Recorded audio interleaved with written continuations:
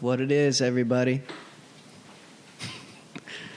Okay, we're back. We're back. We're getting chats. All right, there we fucking go. Hey. Oh, God, it's good to be back. It's good to be. It's good to be back. It's good to have audio. It's good to have audio, my friends. Let me know if it sounds fucked up at all, everybody. It looks like it's okay. Oh, it's peaking. This is how. Yeah, I'm gonna have like a guy. Want me to talk in at all? Get this. You know what I'm saying? Yeah. Have you never had a guy yet for your show?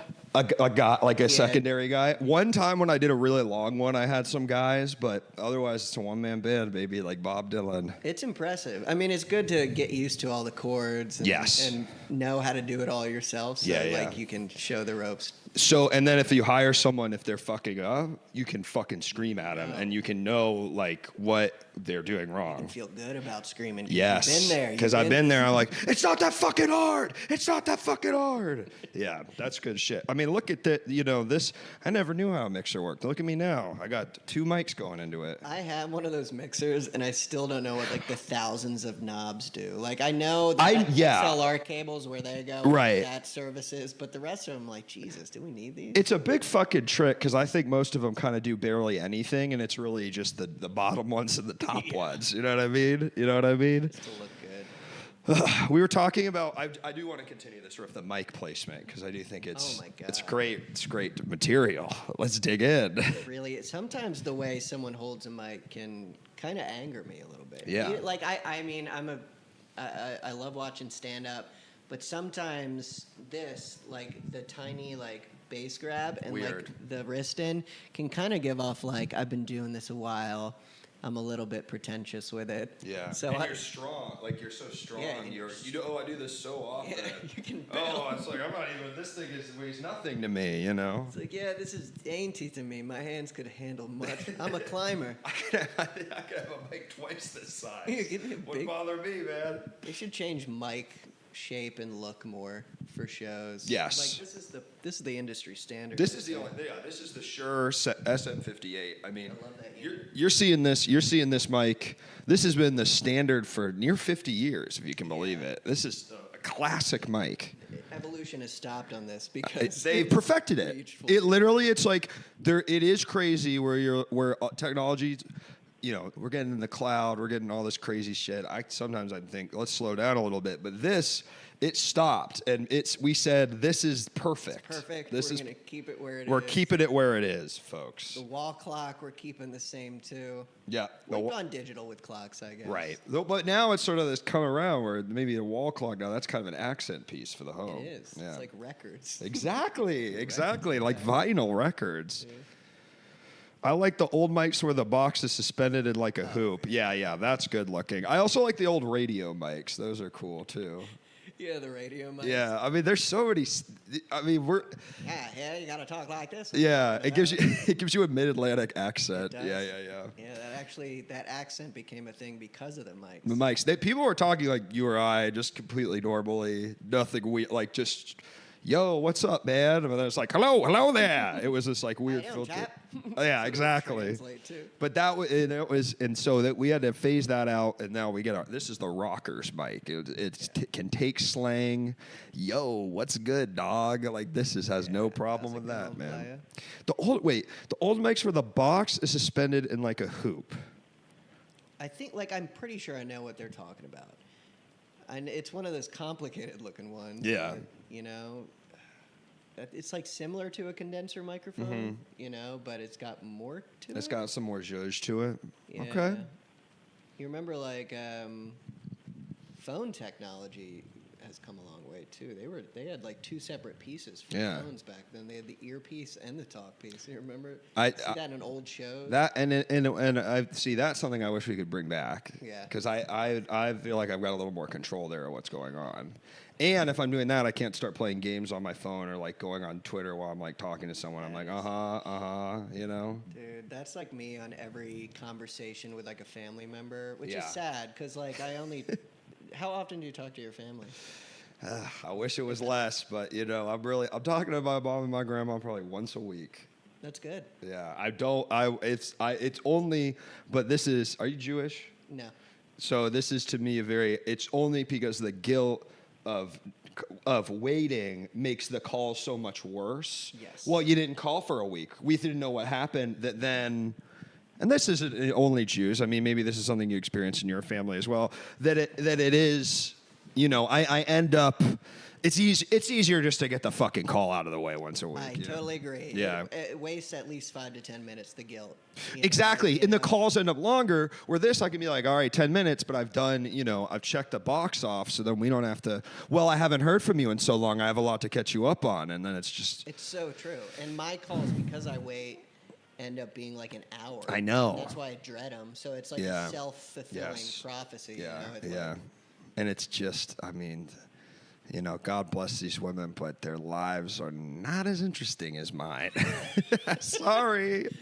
I mean, what am I supposed to say, Sorry, Mom. My mommy and my grandmommy, they live in houses that basically don't go anywhere. They're old, Where are they? They're in Washington, D.C. Oh, no way. So they're not going to, they're not, I mean, it'd be more interesting, honestly, if they were doing something like storming the Capitol, but they're on the other side of that. They're not doing any of the fun No, stuff no. over there. Now, you said no way. Are you from that area? Yeah, I'm from Maryland. We've talked about this. Yeah. Are you from Manassas? No, that's Virginia. I wish. Ah, God. I need to be from If I could get into Manassas. You're from, no, outside of Baltimore, right? Yeah, probably a 10-minute drive from Baltimore. Egg the White House for me. Yeah, that's awesome. I would if I could. It's actually far from the fence. From the fence to the White House. Have you been? Yeah. Yeah, of course. Yeah, You're I've been. From the area. Go every weekend, to protest. You got to. You got it. You got to respect. If you live in the D.C. metropolitan area, you got to get around the White House. You know what is crazy? The White House, you could never really do this, but like when I was a kid, you could like walk into the Capitol and like, hey, what's up? Like you could go into most of those buildings completely normal style. Totally. Yeah. We do that on field trips. Yeah. Take us in. I was like, if I remember, there was like no security. No. It's like when you go to a park and there's like a pavilion that you can just walk in and out of and use the restroom, It's beautiful. But that, I think, should cost money. That should cost money. Because it would keep it clean. Manassas get filthy. Manassas was a strategic railroad junction. Holy shit. Well, there you go. I mean, another reason to love Manassas. Walt Disney was trying to build a giant park in Manassas that was going to be a like American history like Disney World, basically, but only about American history. And like one part of it was going to be like the Pilgrims, one was going to be the Industrial Revolution, one was going to be like sort of the 1800s, the Old West. It was all going to be about America. And then it didn't happen, I think, because in part because there was definitely some weird white supremacy stuff going on because it's Disney, and then they said, we don't want this shit here. Manassas strong, They're like, don't you put that shit here. Although I will say, Disney does history fun. They would have definitely fucking fudged the information, that's for sure. Yeah, you can't imagine they would have treated the Native Americans very well. No, and the next sort of park made in the 1980s. Yeah. Right, it would have been totally falsified and not true. But I will say their parks, like, they do like Western themed stuff fun. Like, what's that? Thunder Mountain? You been on that? Thunder Railroad, yeah. Thunder Mountain Railroad, yeah. Listen, you're talking to was he gonna make a plantation thing? I think maybe. Like I think it was like, well, it's in a very it's heritage not hate kind of way, I think we were gonna see a little like mid-julep plantation. The two battles that fought in Manassas were not happy days for the U.S. military. They were gonna do it very close to those battles. Are you a Disneyland head? Not at all. No, I saw you made a video there. Yeah, I did make a video there. I like going to Disney. I like amusement parks in general, but I never got too attached to like, I don't know, there's Disney people. Like me and my buddy used to film a lot of weddings, and there were some weddings when like a bride or groom or both would be like Disney people. Whoa! Like, half of their speech would be Disney related. And what? Like you're the Sebastian in my area. Yeah. Well, that would be really what. Yeah. Well, it would. Yeah. They adore it, and they're like, "Oh, when I first met you behind Space Mountain, that was just. I'll never forget that moment." Oh, my mic's low. Your mic's low. It's probably just because I wasn't born with a strong voice. How's that? How about now?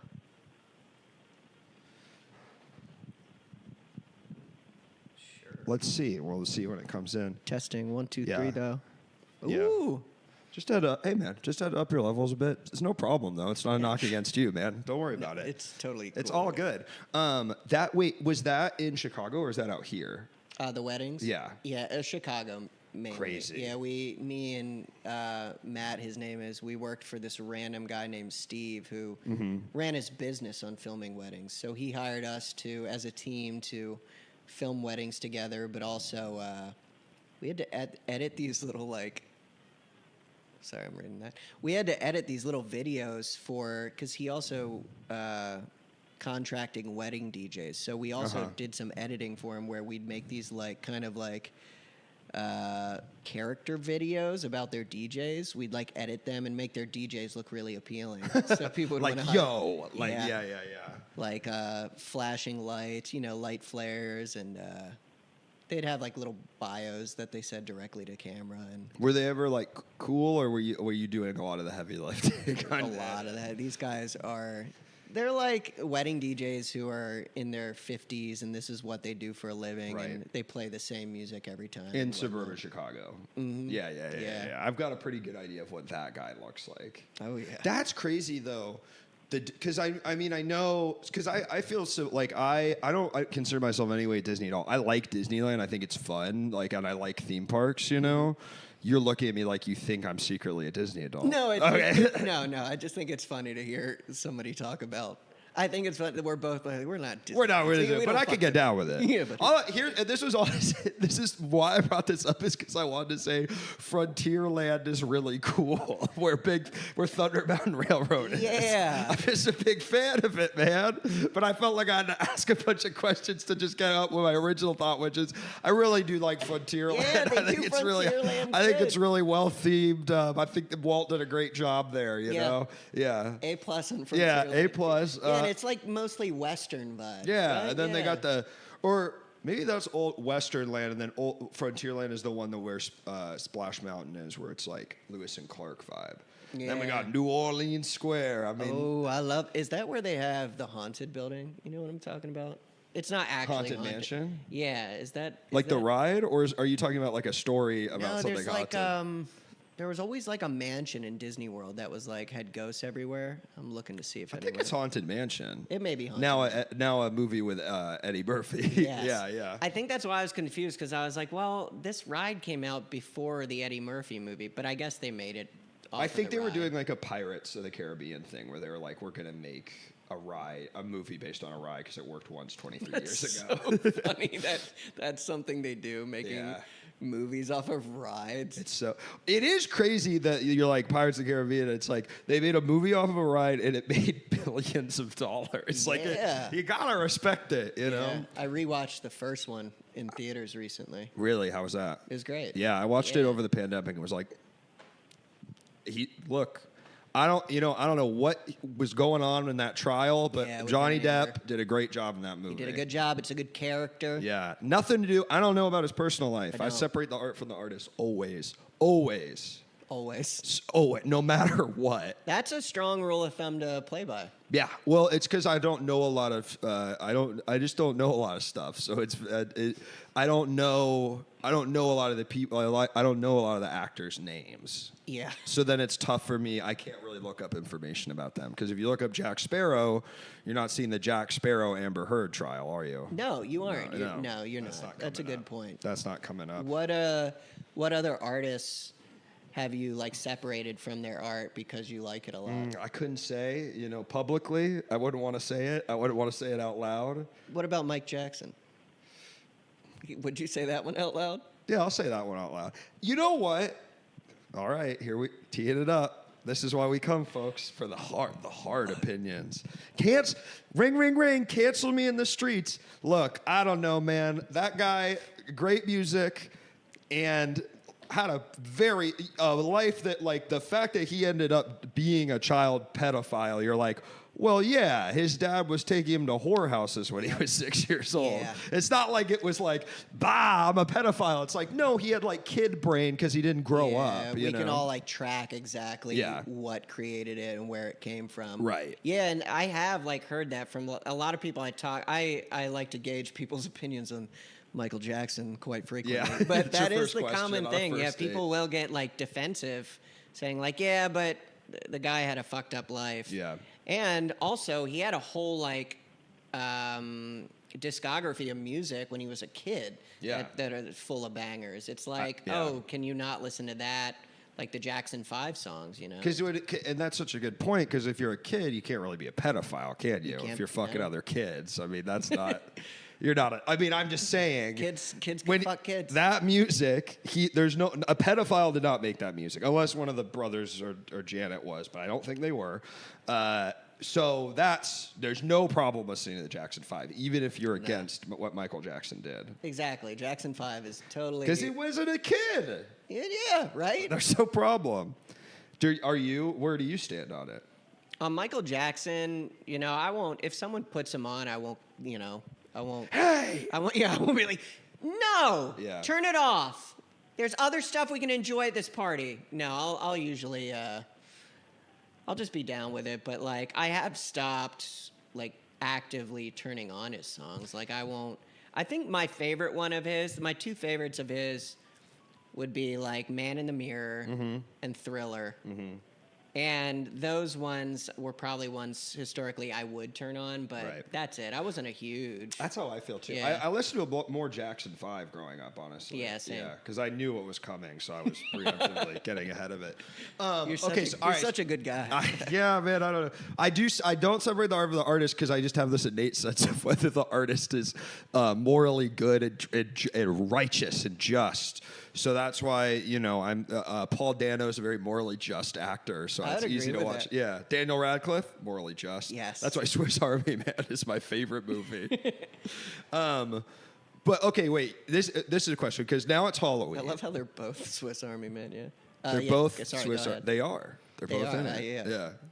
It's not. It wouldn't be a good movie, but then because they're both in it, it becomes a good movie. Yeah, you got two morally just actors in a movie. It's better be good. It better be good. Two popes, probably not, because the pope's pretty bad. So it's October. Thriller is going to be playing a lot. Yeah. Like, how you feel about that? Like, you go to like the zoo for some sort of Halloween event. I'm pumped. You know, Yeah? I'm ready to hear some Thriller. Okay, It's all a right. scary song too. You know, you don't get too many songs that scare you. There's not a lot of legit Halloween music that isn't like boop, boop, boop, boop, boop, boop, boop. Yeah, like literally like silly skeleton. Yeah, bonesy shit. Yeah. Like Yeah. Monster Mash is very much that way. Though Monster Mash is the gold standard of that. We have to give it up. Yeah. Please put respect on that name. I will. Yeah. Yeah. You have to. I mean, Monster Mash. It's like what's that Mariah Carey Christmas song? All I want for Christmas is you. Now the most popular Christmas song. Yeah, I'd say Monster Mash is the Halloween version of. Not Thriller. Yeah. Monster Mash might be number one, though. Yeah, Monster Mash for sure. Thanksgiving, there's no real songs. Monster Mash fucks. I'm saying.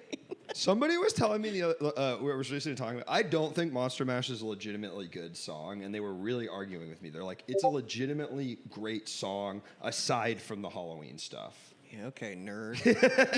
Okay, freak. Yeah, you like that mid-Atlantic accent like too. It's full of like smoke and like, chains and like no masterful song has like chains and sound effects. That is so true. Besides Thriller. Of course, but then that Monster Mash walks, the Thriller could run. Yeah, very true. Into the arms of a little kid. Something like that. That also makes sense because Halloween's a big kid holiday, so Michael probably liked that too. Oh yeah, that probably got him real juiced up on the idea. R. Kelly though, no, Fully. that it's like it's just bad. He's just bad. Yeah, you probably shouldn't put he's that music donezo. on. Yeah. And you know, I Believe I Can Fly was a very inspirational song, and so cool that you tell me. Dude, I've gotten that before. That one always shocks me when someone says I look like Ron Swanson. I mean, I guess the mustache, but I think if I lost the mustache, I wouldn't I don't. Yeah. I think it'd be gone. I don't know if. I mean, I see it when he says it, but I don't know if I would say it myself. Yeah. See it and say it. You know, another topic for tonight was going to be facial hair care, because to me, you're one of the famous mustache havers in my life. Thank you. I've never seen you without one. Thank you, brother. Yeah. No, I did it I did it probably, started doing it regularly in like 2016. Mm-hmm. Because that's kind of when I found out I could do it, like 2015, 2016. Like, Wow. I think, I was probably like 24, 25, and my facial hair was just starting to come into fruition. And I grew it out for my brother's wedding, because that was a thing all the guys were doing leading up to it. And I was like, oh, it kind of, at first I was getting weird comments like, you look creepy, but then once it filled in, people were like, oh, I like the way it looks. And I just started doing it more, and then I got to that point where I would shave it less than not. So it just kind of became a staple. And now it's at a point where I'm like, oh, I don't want to shave it and then get like an audition or an acting. Because your headshots have it, right? Yeah, exactly. Yeah. That is real. That is Yeah. That's like why the actors will grow out their beards and they can shave it. You can't really do that if you're not famous, though. You know what I'm talking about? Yeah. That's all. Yeah. Yeah. We wouldn't really need to do that, but like maybe like Steve Zahn, Yeah, Steve Yeah, Zahn. he's having a comeback. Yeah, he really is. He really is. White Lotus, and amongst other things. I'm sure he's in other stuff, but he's in Righteous Gemstones, the new season. Oh, yeah. What about you? How are you strictly beard now, or I've kind of had this sort of like leave the mustache, kind of trim the beard down for 4 or 5 years now. Because it's too, I've been able to grow facial hair since I was like 16. So really, bless you. It's just on the flip side though, if you shave every day, it fucks up your skin. I mean, maybe I think if you do it all the time, like it gets used to it. Yeah, with like a cold razor. Yeah, it just like it just gave me razor burn all the time, and I was just like, it's not worth it. And I'm like lazy, and I like also like having a beard, Yeah. Boom, boom, boom, You sometimes have glasses too. Well, I usually have glasses, but my glasses, the frame broke a little bit, so now when I wear them, I get really dizzy. Holy shit! So so I've been putting in contacts. Like I've been wearing them somewhat, but it's like because I have astigmatism, like because they're off like just a little bit amount. Yeah. You get dizzy. It's really crazy. I mean, because I edit a lot, I video edit a lot, so my vision has just recently started to get worse because of it. And it's the type of vision worsening where at night you're like in the dark and lights are just kind of fuzzy. Yeah, I've got that. And I'm like, I feel like, because I went to an eye doctor and they're like, yeah, glasses won't really help the type of like eyesight change. Like actual prescription wouldn't work for you. So the best you can do is like get like readers or something like that when you are working. And I was wondering if that's the same as in astigmatism when like, is it a slight difference between the two eyes? Astigmatism is like it's like the shape of your eye is a little bit weird. Oh. It's like I don't really know exactly how it works. It's like it's just I kind of don't know. I have one, but I don't really know. No, because my eyes are different, but that's not what the astigmatism is. But you ever try blue light glasses for editing? I did, but I've never done them consistently long enough to be like, yo, it's working. But do you swear? I was doing it a lot during the pandemic because I think I was doing even more screen time and it was helping. Yeah. But I've done it in the past. Yeah. Yeah. Because screens are going to be the death of me. I feel like if eye cancer is in a bunch of people's futures because of all the screens we look at, I'm going to be number one. I'm looking at work on it. It's every work I do is completely on screens. The thing I like to do the most, go on my phone, is on the screen. Yeah. Watching TV, it's the screen. I pretty much love screens. Yeah, same I would really. Jesse, as an actor, do you have to go out of your way to network, or do you leave it mostly up to talent agency? That's a good question. Oh, that's a great question. I didn't foresee like a question about my career. This is an actors roundtable now. Dude, that's I'm honored. I've always wanted to be on one. Yeah, that's what this is. So to answer the question, I do network a lot. Not in like the traditional. I think a lot of people, I think networking is like trading business cards, but I think just getting out there and being nice to people and having good conversations with people is networking. And I like going out to shows, doing stuff like this, and filming videos with people. Folks, this is fucking networking. Don't get it twisted. We are not friends. This is a transactional conversation. Yeah, Luke actually paid me in gift certificates. Yeah. Dude, and not good places, just wherever I can scrounge Horrible up. places. What's that one place I'm trying to think of? Claim jumpers. Yes. Yes. That was on the tip of your tongue. Claim jumpers. No, I cut you off, though. Keep going. Yeah, I think networking, I honestly feel like I do more networking than what agents or managers have done for me in the past. Yeah, which feel I the think same. is Yeah.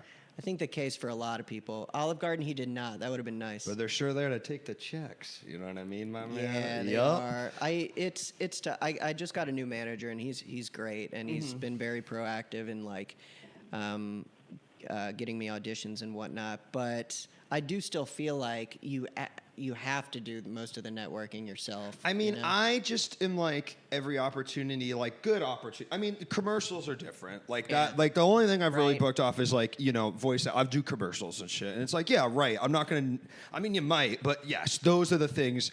But like anything that's a worthwhile job I've gotten has been like because I literally am friends with a person or I'm friends with friends or in a project. But I agree with you. I don't really see it as networking as much as it's like we're all in the same thing, and it's like just the more advanced version of what we did when we were like in Chicago, being in our little friends' little videos. But now we're in our 30s, so the budgets are bigger, but it's the same. Yeah, it's a really weird line to walk. Yeah, because there's money being thrown around, but you're also having fun with your friends. Yeah.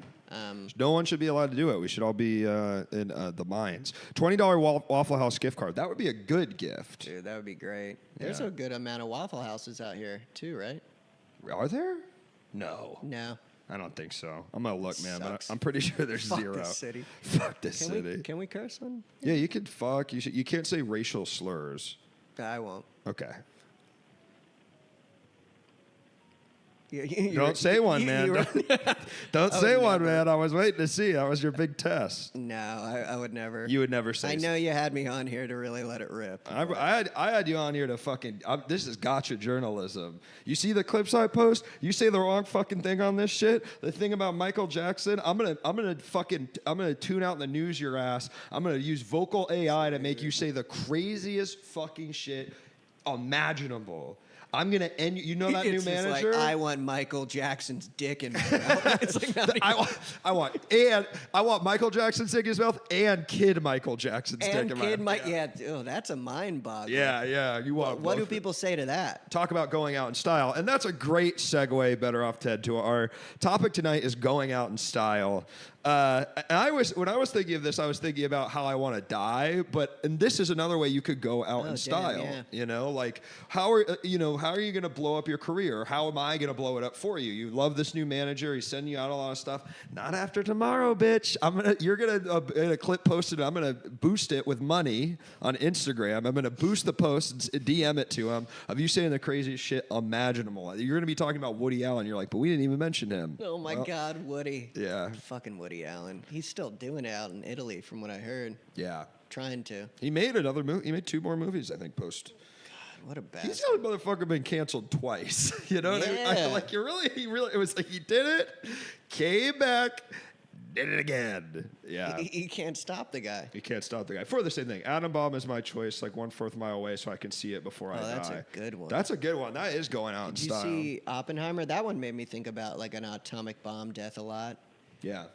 I like quick deaths, but yeah, those aren't stylish. But that's a good quick death. What about Anton Chigurh, back of the head, cattle gun, No Country for Old Men style?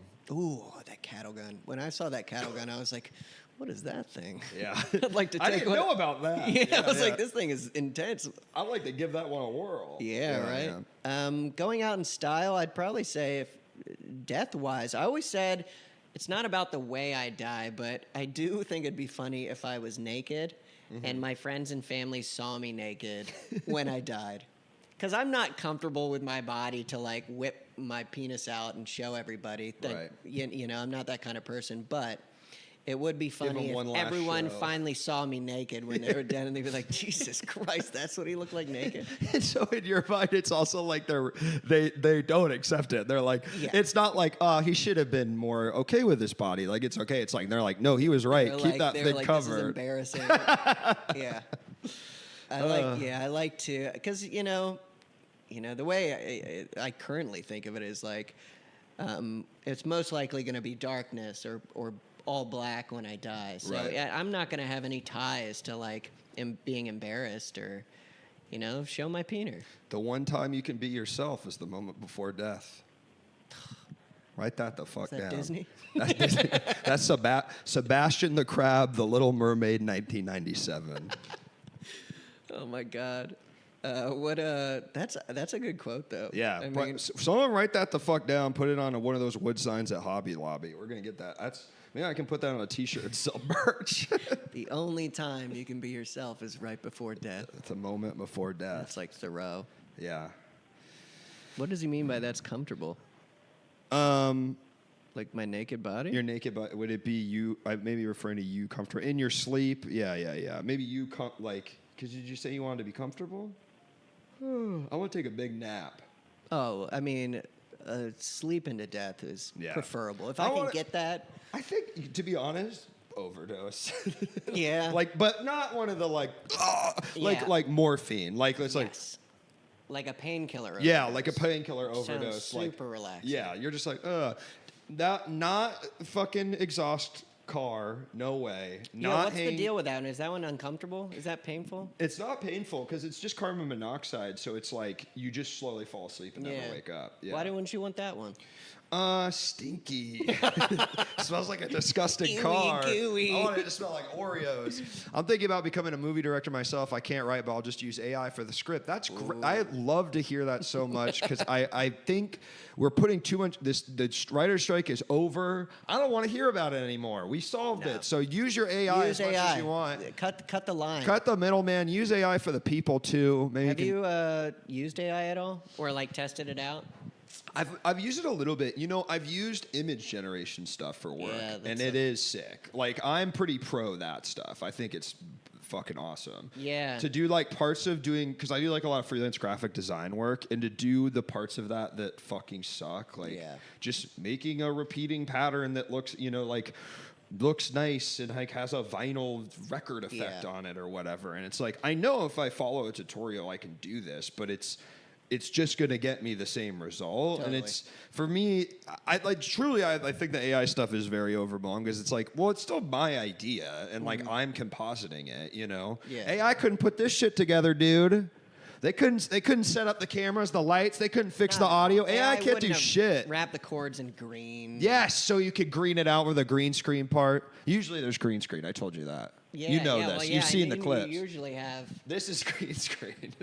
Yeah, there's nothing here. Yeah, this is just, I just want it to look like a dark garage that's kind of dirty on the floor. Yeah, I have no idea what this says. Yeah, well, that's all right. You look all splotchy from CO poisoning, too. Yeah, we can't have that. I want to look sexy when I die. Yeah, that's true. I'm thinking about becoming a movie director. Oh, yeah, the AI. yeah. Oh, I actually used AI with a few buddies. We were coming up with like sequel plots to existing movies. We're like 500 Days of Summer. I think the plot they came up with was like 500 Days of Winter. And So it sucks. yeah, the movie synopsis they come up with for sequels was really bad because they never create new characters. They'll always reuse the characters that were in the old one. And if you tell them to kill off a character, sometimes they just wouldn't listen. They wouldn't kill someone off. It was really odd. So Did you make two characters have a baby? I'm trying to think if we tried to do that. No, I don't think we tried that. For what I gathered from Joe Rogan is that supposedly when you die, your brain releases DMT in your trip for what seems like eternity, which I'm hoping is a good experience. But I wonder if your brain exploded, you wouldn't be able to experience death DMT. So that might be the best way to go in case the trip was going to be bad. Well, if it's bad, it means you're going to hell. So I think you should. Yeah. I mean, to me, that's what hell is, right? If it is just DMT, then if you have a bad trip at the end, that means you sinned in life and God is punishing you. But Christians and other people too, sure. If you work hard and you have Protestant work ethic, you go to heaven. on the DMT trip. Have you done DMT? No. Have you? No, I haven't. But I did see a scary interview about it. I don't know if it was.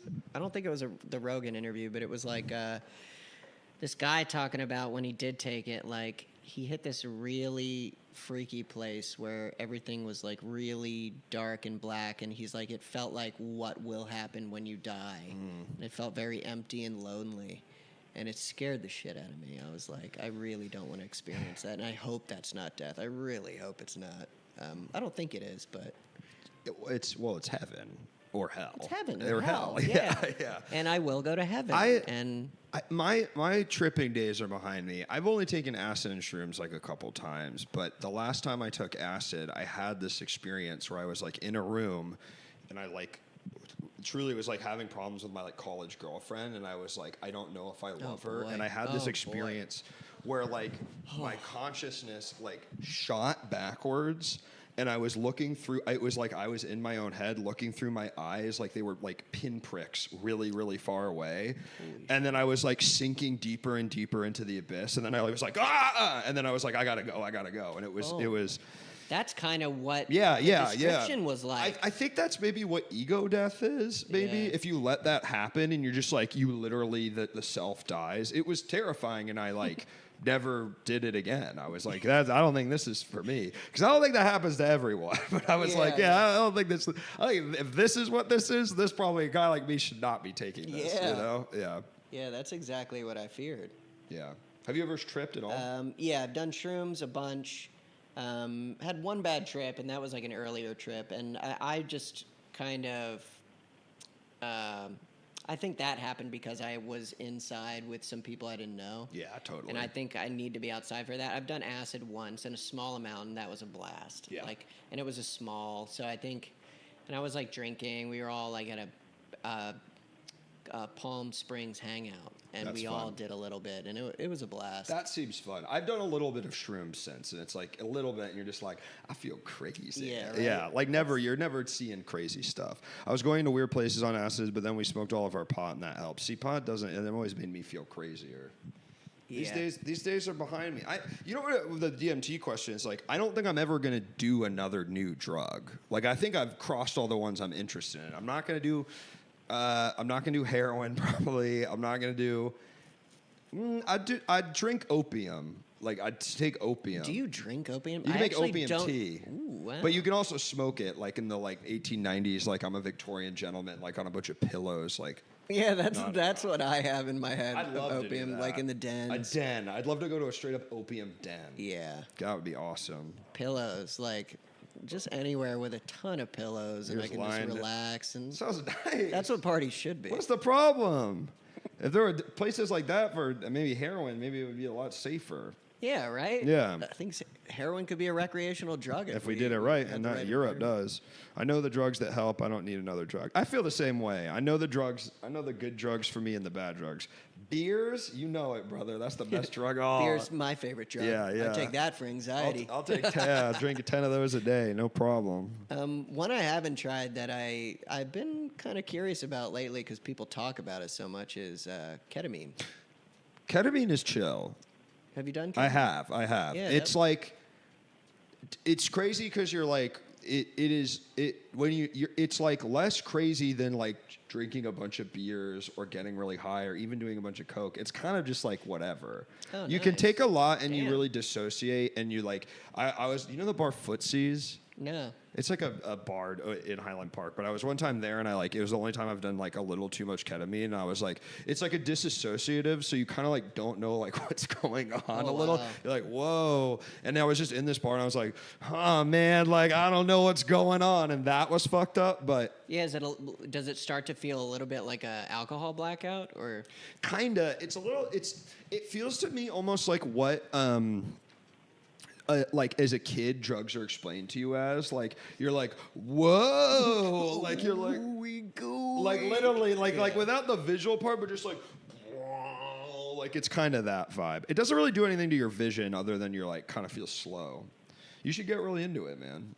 I will get really into it. Okay, I hope I sold it well tonight. You did. Yeah. I mean, you sold it. It sounds like an optimal drug to take. You said it was like kind of not as intense as even like a bunch of alcohol or weed? I think it's not even as intense as Molly. Like there's really no hangover. I mean, if you take a bunch of it, like anything, but if you take some, you're like, I don't know, it's just kind of fun. Yeah. I get why British people love it so much. It doesn't last that long. It lasts like an hour or two, you know? Yeah. It's great. An hour or two? Yeah, it's not bad. After it's done, are you like back to normal? Like, hey, I'm going to get some work done. I've never taken it like at 10 in the morning and then been like, all right, that was fun. It was fun. I'm going to get down to business now. I've only Did my ketamine. Yeah.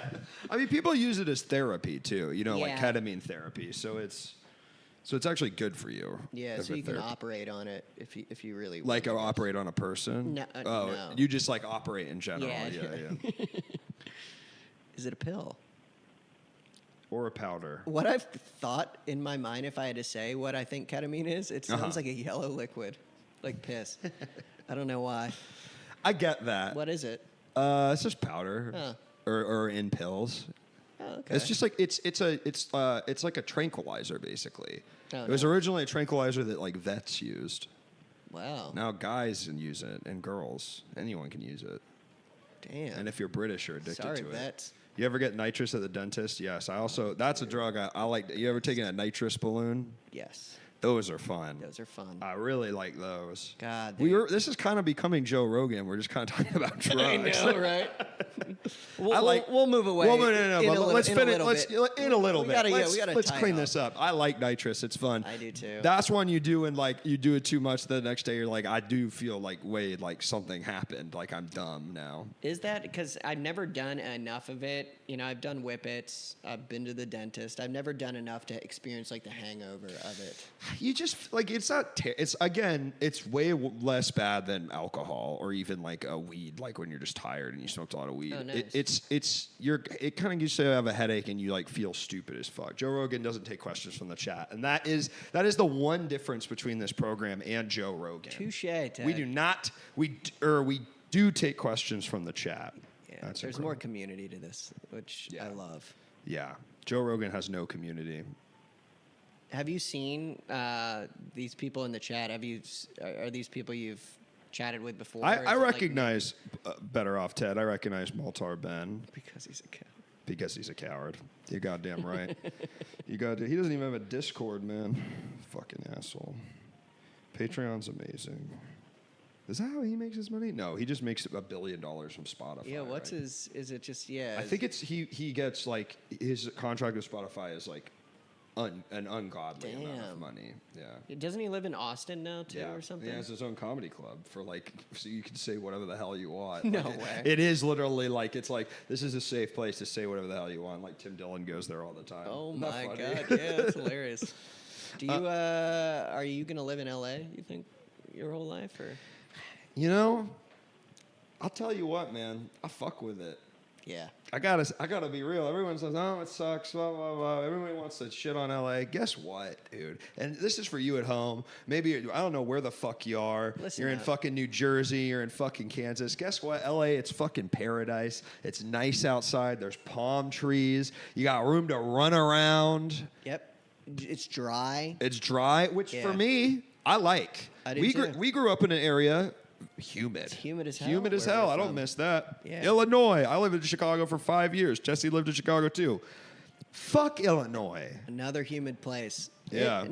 I think less bad than. It's hard because when you go to other states and you tell people about Los Angeles, they try to like give you reasons why it sucks out there, or they try to just like attack you about living there or saying it sucks before you get the chance to like really defend it or argue for it. It's really sweet though. There's a lot of outdoor stuff to do. Yeah, I love that. Yeah, and it's nice to not have to, change your clothing throughout the year. It is. Because, it gets a little cooler, but... Sunglasses, 24/7, my man. All I see from Cali is constant stories about crime. That is the biggest, I don't know. I've only lived in major cities my whole life. It is the exact same as any other city, which is there's crime because it's a population dense place. I think it's so crazy, the crime shit. The way, and it's like, have you noticed this? It's more like car crime. than any city. That I've lived I mean in. that There's, well, a lot of car crime, you are like gonna get car your theft catalytic converter is gonna get fucking taken. That is true. Yeah. Yeah, my It's a roommates- car city, baby. Yeah. Did you get yours taken? No, but I've heard from multiple people be Yeah. like, yeah, my car got taken last week. It showed back up though a few streets down. Like they'll like find it like a few days later. That's so crazy. Los Angeles would be great if it wasn't in California. Fuck y'all. To be fair, I just watched a guy in LA who listens to police scanners for hours. That's fun. That is fun. You do that in any city. Like Chicago, it's like, yeah, there's parts of Chicago and parts of DC, parts of New York, all these places. Like, yeah, I probably wouldn't go there, you know? But that's like also many parts of like the American South. So shut the fuck up. Is the cost of living super high there? Extremely high. I pay a fucking premium and I'll never own a house, but I get to live where the Drew Barrymore show films. Yeah, right? Motherfucker. We are in the city where Drew Barrymore's show takes place. Yep. And that's why I moved here. That's why I moved here to one day just be in the audience. That's every actor's dream. That's every actor's. Well, here's the follow-up question, though. Would you live here if you weren't in the city of Drew Barrymore? In the city of Drew Barrymore, if you weren't in the business of Drew Barrymore's in? Of course not. Of course not. But were you really going to ask would I live here if I wasn't acting? Yeah. Or, because I don't. Because to be honest, probably not. No. God damn it, probably not. I'd probably be in Cleveland. I mean, I would probably live basically any fucking where else. I'd live in one of those great up and coming American cities. I don't know where it would. I'd probably never. Yeah, Rockford, Illinois is always in the running. Yeah. Most assaults per capita. Yeah. They're proud of that too. As people slapping each other. Yeah, a lot of slaps. That stuff. A lot of slaps in Rockford, and it's a crime. It's duels. Yeah, get that back at it. It's a lot of back slaps. Yeah, get the fuck out of me. That's Philly too. It's not like crazy. Like it's not like nothing. It's no just death. Like, it's just a lot of. It's just a lot of hard, fights. Hard slaps. It's just hard slaps. Assault gets such a bad rap, but it helps solve conflict. You know. Yeah, I'm not going to say that, but I like that you're saying it. Totally. I like that you're saying it. I got excited that there was another comment. Yeah. Yeah. I'll give him that. I like to. I mean, this is a battleground of ideas. You know, much like the Republican National Convention. Like we take all sides. So you wouldn't live in if you weren't in this, you would live. If I wasn't, no, I had legalized 3 stooges.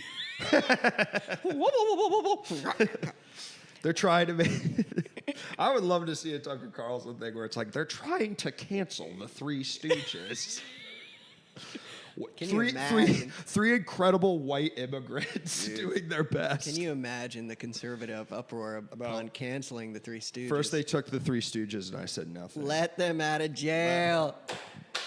Let our Stooges out. Out of jail. Especially Mo. Love that. Crazy bastard. He was a crazy bastard. Yeah, Mo was crazy. But he was mean. He was mean. Wasn't he the bowl cut one? He was holding it all together, though. Yeah, he was. He's a leader, oddly enough. Where like Curly is such a. I mean, we love him, but he's basically the dumbest guy you've ever seen in your whole life. There's something seriously fucking wrong with him mentally. Yeah. Mentally. Yeah. But then Larry. What was Larry's deal? I don't remember him enough to. Just cool. Larry was cool. He was just even keeled. You know, maybe he's actually holding it all together. Yeah, right. He's like the unsung hero. He's the real leader while he's letting Mo have his time. Yeah, like Biden and Kamala Harris. Yeah, we all know Kamala's running the shots. Rest in piss, Curly. Rest in piss, Curly. Well, there was like another one too, right? Shemp. All the old guys say that he was a legend before he died. Yeah, he was a pedophile though. Yeah. Fuck. They had to get rid of him. Yeah. I got a crazy story. I don't know if this is appropriate, but my dad I was home visiting Maryland like a year and a half ago, and my dad. I was chilling with him in the living room, watching TV, and he's like, Jess, you won't believe this. You know my friend Gary, that has been my best friend since I was 5. He just got caught touching his granddaughter. And he's in jail. He went to prison for the rest of his life. And he was like, I was shocked. I was like, you had no idea? He was like, no. Never knew, never could tell he was into that sort of thing. Wow. Isn't that crazy? That is really, really crazy. Yeah. That does make you feel insane, where you're like, is there something like I would go for me? I would be like, what did I miss? How did I not see right? This? It like that's the thing. It's like, can you trust anyone? You know, if you were so sure about someone, how do you know? How can you trust anyone fully? And they were like active best friends forever, and now he's in jail. Does he still talk to him in jail or no? You can't really talk to a guy once that's sort of one of those things. Like he's out. Sorry. You out, Busta. Yeah. Sorry to kill the mood. No, it's okay. I mean, I was licking my chops because like I'm gonna fucking clip this. I'm gonna send this to your fucking dad.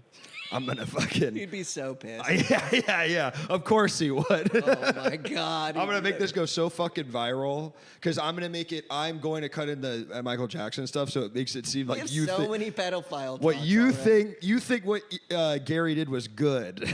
Oh fuck. Sorry, man. Matt Besser. Luckily, he's not a pedophile. I need to make sure to include some other topics besides the pedophile topics. Well, you got any pithy anecdotes? We've done a lot of Disney stuff. Yeah. I like that stuff. Going out in style. Yeah. Going out in style. Thank you so much. Gary did not go out in style. I was going to say this when you initially brought out the theme. No, Gary did not go out in style. When you brought up the theme earlier, I was like, my style, I dress all right now, but my style, I look back on old photos of myself, man, and I'm so embarrassed by how I dressed, even into my like mid-20s. It was just a bunch of ill-fitting, like baggy clothes, not baggy in a cool way. Right. I'm just really embarrassed by what I was doing then. Was it because this is what I did, it's called 2010 for white people. It was a low point for white people in 2010. And that's around where I'm talking you watch like New Girl and you're like, oh, everyone's dressed like shit. Yeah, that's true. All the women are dressed in weird little like 50 sundresses and all the men are just wearing like t-shirts and jeans. Yeah. It's bad. No, I think Laggy Haggy, I think that's a really apt thing. For me, it was because I was going to thrift stores and getting cool clothes, but what that meant is I was getting a bunch of clothes that were cheap and didn't fit me. Yeah. And I think that was a big reason I kind of always looked like shit. Are you still a thrifter and you just like know to look for try on clothes and look for a good size? You know what? I think, to be honest, minus like the staples, like jeans, pants, but like shirts, honestly, Instagram. Yeah. I gotta tell you, man, however you feel about them taking your data, guess what? They're actually showing you some pretty. Works. Guess what? They're actually. You have to walk into Target and get the dumbest clothes in the whole fucking world. Nowadays, you're getting a thing that is literally exactly your style. It fucking reads you like the fucking FBI, and you're getting some cool shit. Dan, shut the fuck up. I'm looking right. Dan went in on you. Shut up, dude. This shirt does have a big hole. Your style right now reminds me of Shia LaBeouf style.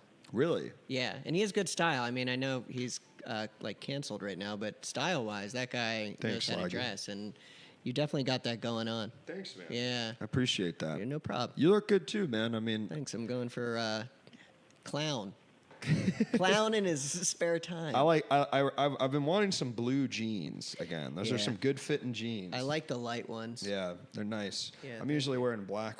The way you act around women reminds me of Shia too.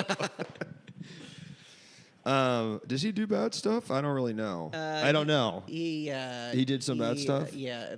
Physically abused his ex-girlfriend and emotionally like manipulated her, but also I think in getting ready for one of his roles, he like killed a dog.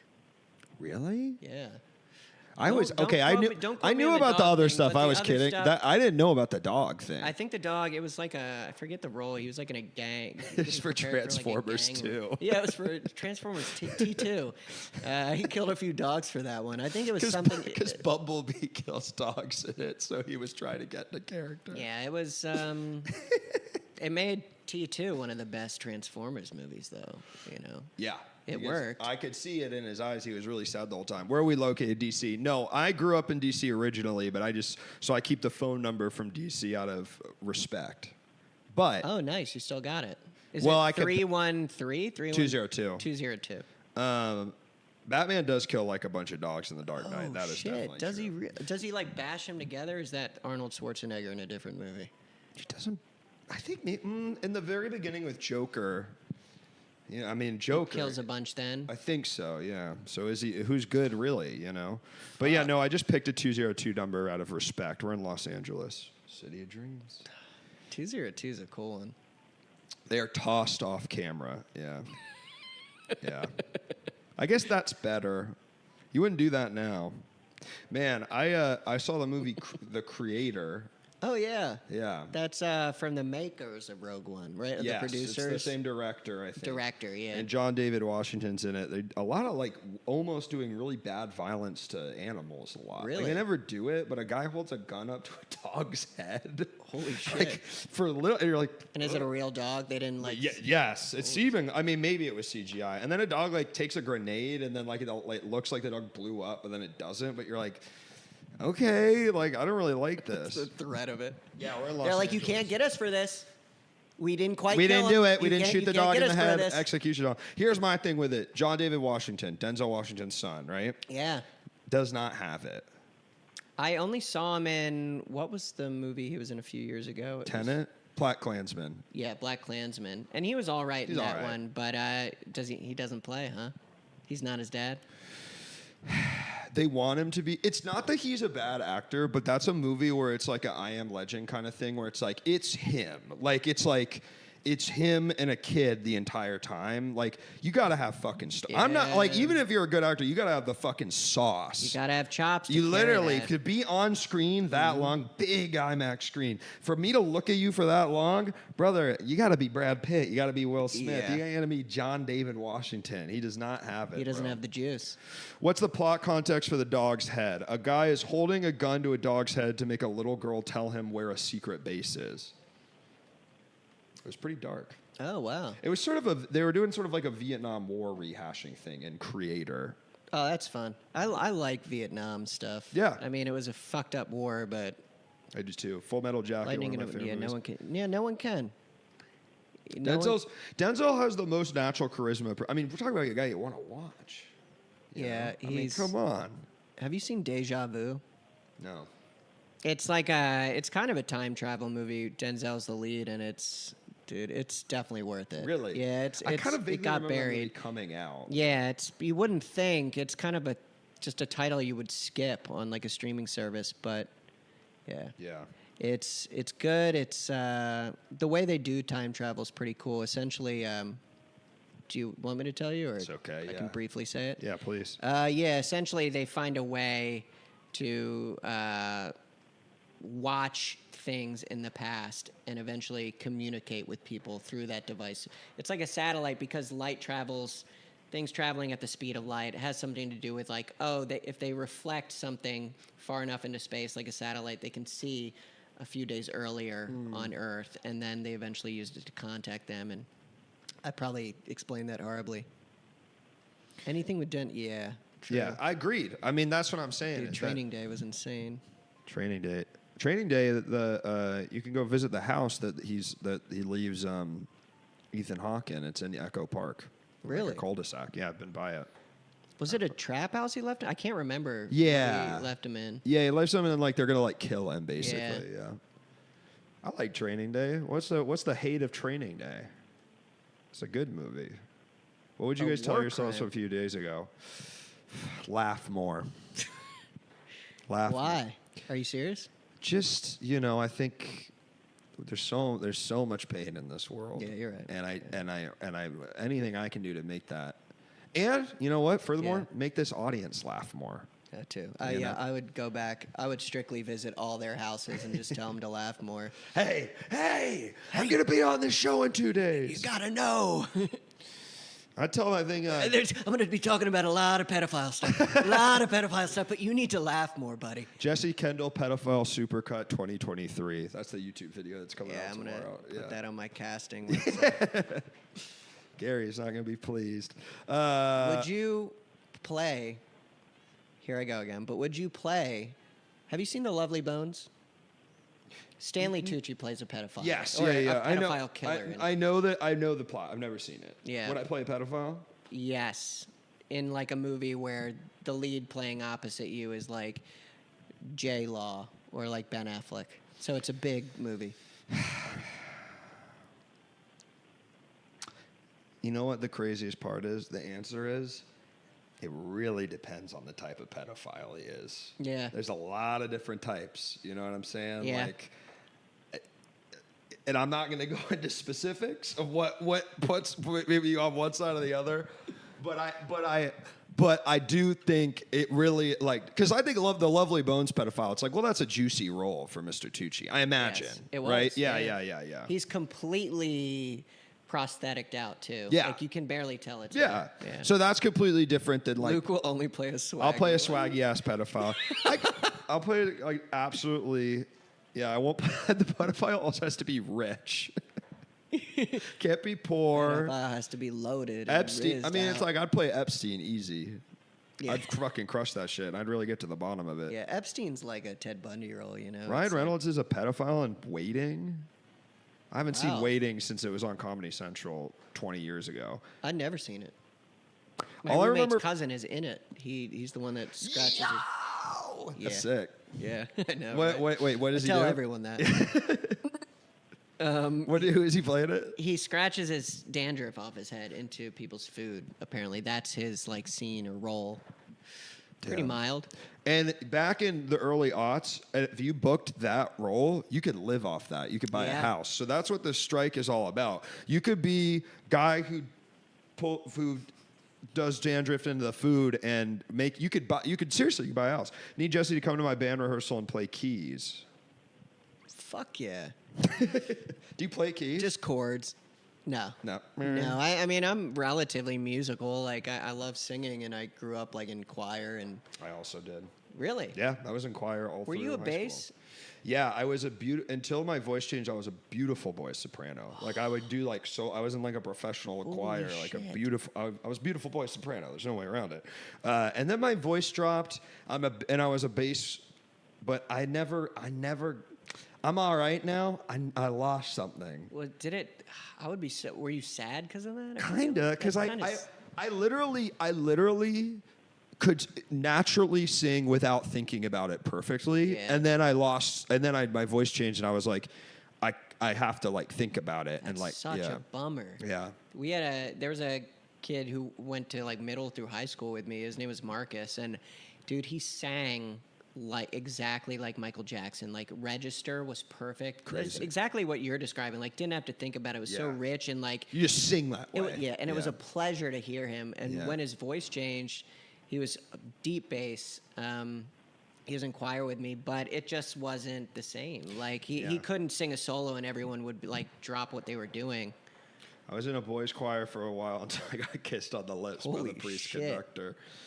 It Yeah, all comes back we to it. tried to get we away. really tried, man. He said Michael Jackson. I wasn't even going to pick up on that. Yeah, I know. My We were- question was we were going to be gonna let it pass. which Michael Jackson, but I was just going to let it slide. Yeah, right. Here Yeah. we go. I'm embarrassed. I'm embarrassed that This we're is the talking about pedophile pedophiles because episode. of me. This is my fault. Yeah, I never talk about this stuff. I bet this is you a very don't. Christian show. Yeah, I know. I've watched all of it. Yeah, that is the thing. I mail every guest a hard drive with at this point, dozens of hours of footage. There's a lot of homework. Like 100 hours probably. It was a lot. I didn't finish, but I got through like 60%. Yeah. And you can watch it on double time, so that Yeah. cuts it down, like Yeah. podcasts. But I figured that one out too late. Tugboat Commander, why did he kiss you on the lips? Was it like, obviously it wasn't normal if you quit, but I would like to know a little bit more about the situation. And we'll wait for it. I am too. I'm intrigued as well. My guess is going to be they were such a good singer that priest/conductor couldn't resist. I had a really good voice and he was happy about my performance. Sorry, It seems like what you were about to say. Yeah. What a great show! Yeah. See, that's mild. That seems Yeah. very Martin Short-esque. Yeah, I don't think I you would- just did. I would, if it was like that, I wouldn't mind it. But I really think it really depends on what kind of kiss. Was it wet? Was the kiss wet? I guess is one big question about it. A wet pedophile's kiss. Dude, my Nana, it wasn't. Thank God. Thank God. Not cool that he kissed you. They Yeah. kissed you on the lips, whoever it was. But my Nana gives lip kisses, she's English, she's British, or whatever you want to call it. So I guess it's more common, but my brother and I, like, we get so anxious when we know we're going to, like, a family gathering where Nana's going to be there, because we have to give her these wet lip kisses at the start and end of the night, you know? And she makes them wet. It's not... Really? Yeah, it feels like a real... Because my girlfriend's family, they'll do a little, like, on the cheek. You know? Are they European? No, I think they just, you know... I don't know. They just do that. That's cool. And I never know how to do it, though. I always feel a little bit... Like, I always feel a little out of my element. We got a call coming in, man. You ready for this? Oh, fuck yeah. Hello, caller. Hey, it's Jim. It's Tugboat Commander. Tim from Maryland. How are you? How are you doing? I'm good. Hey, Tugboat. Good. How are you doing? We're good. What happened was really one of the more surreal episodes in my life. It was I was 10 years old at a Lutheran young. Elementary school, and they brought in, for whatever reason, a Catholic priest to try to organize a boys' choir at the school. I genuinely could not explain all of the reasonings behind this cross ecumenical effort, but well before my voice broke. I had a lovely singing voice, and I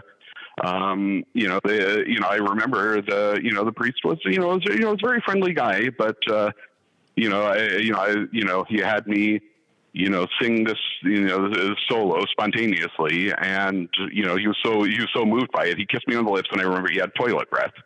But that was it. That was as far as it went. But it wasn't long before. You said he had toilet breath?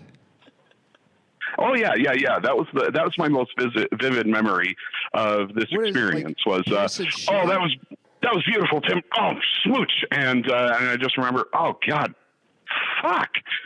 It was. I remember it was just being just kind of vaguely inappropriate move. Yeah.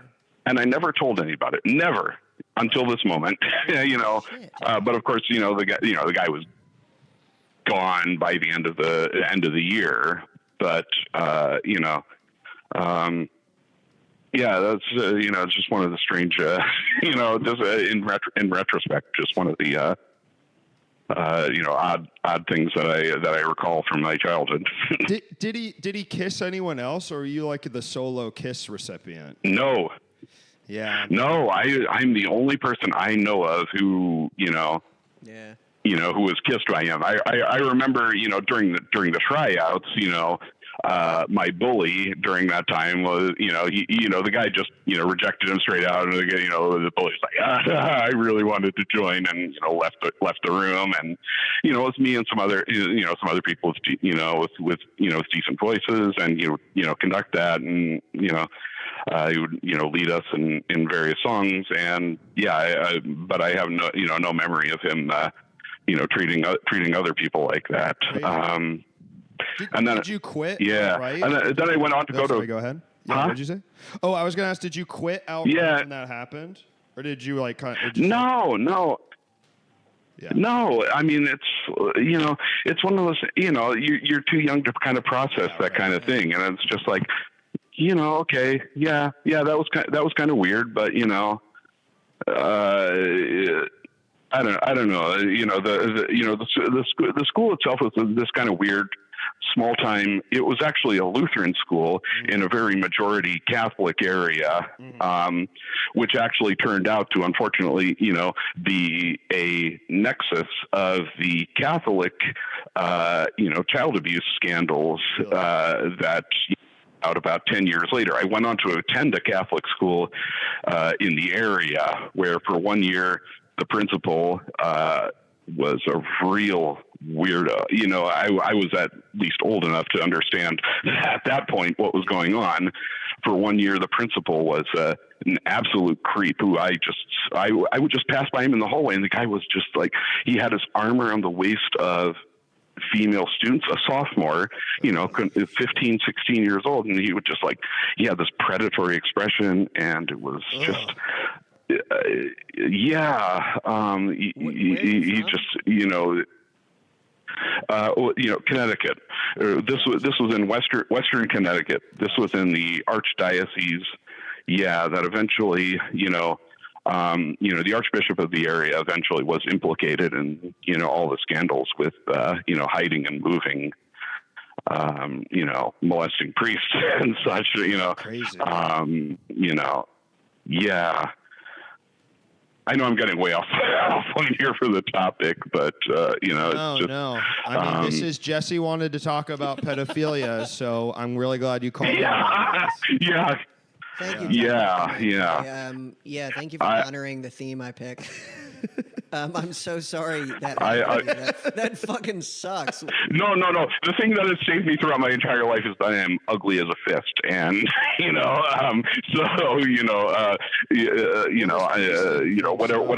whatever my other qualities, the priest stayed away from me for that. But it's just been I mean, what was interesting about the Catholic high school I attended was otherwise, in all other respects, the teachers I had there were, very interesting, very left-wing liberation theology types of Catholics. And you could tell there was a real friction between them and, at the time, the bishop later, elevated to archbishop and cardinal, and then implicated in the, and all that. But the teachers at least had a certain amount of freedom to actually, instruct people on, the realities of the situation. So, you go to school every day in a place where it has posters like pray the rosary to end abortion and stuff. But then, you go into these actual classrooms and they're showing you, movies and videos about, all the, the fuckery in South Africa, the desaparecidos and, in Argentina and, Archbishop Romero and things, and, and actually teaching about the, the realities of politics. So it's just a really interesting tension in my life, and actually just, again, I mentioned this before, just a really formative experience in my life, finding out about these, these kind of things, and really much more educational in ways that the actual curriculum wasn't. Well, that's what's crazy about Catholics is there is that part of the Catholic. Are you Catholic, Jesse? Grew up, but Catholic? Yeah, I don't practice at all anymore.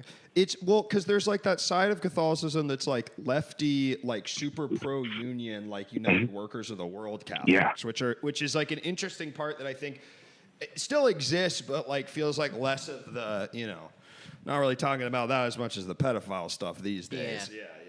Yeah. Did you go to Catholic school? No, luckily not. I went to public school in Maryland, and I had some friends who went to Catholic. It sucks, first of all, because you had to dress up for, like, Catholic school and whatnot. But, like, there were certain Catholics who I played, like, sports with who did this thing called Young Life. You ever hear about that? It sounded fun, because it was like kind of like a summer campy kind of vibe. And that was probably the only positive of Catholicism that existed. Like, plus Catholic music kind of sucked. Like church, the music at church was bogus. It sucked. Were you were you Catholic, or were you just like, is it a classic? Oh, no. Good schools in the area, so you went there vibe. Yeah, no. My family was Lutheran through and through, but there were really no other options in the area. It was a very, pretty heavily Catholic area of Connecticut. There was only a Lutheran elementary school, which was frankly pretty terrible, and the Catholic high school, which was, like I mentioned, it had some great teachers in it that I really respected. But I think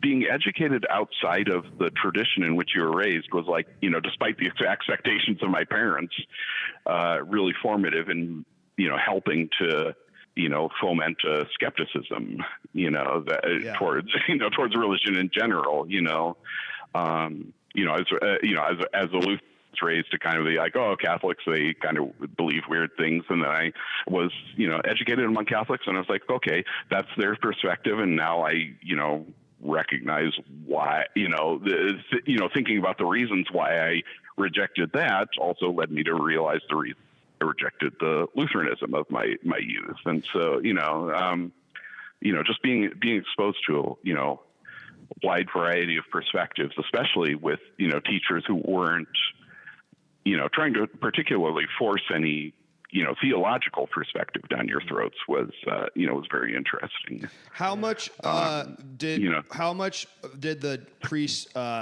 breath smelling like piss and shit make you question Catholicism in that moment?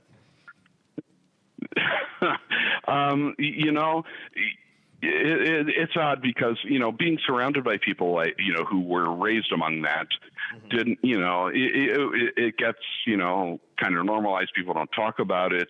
One thing I do remember is the, bishop / archbishop / later cardinal who covered up for that.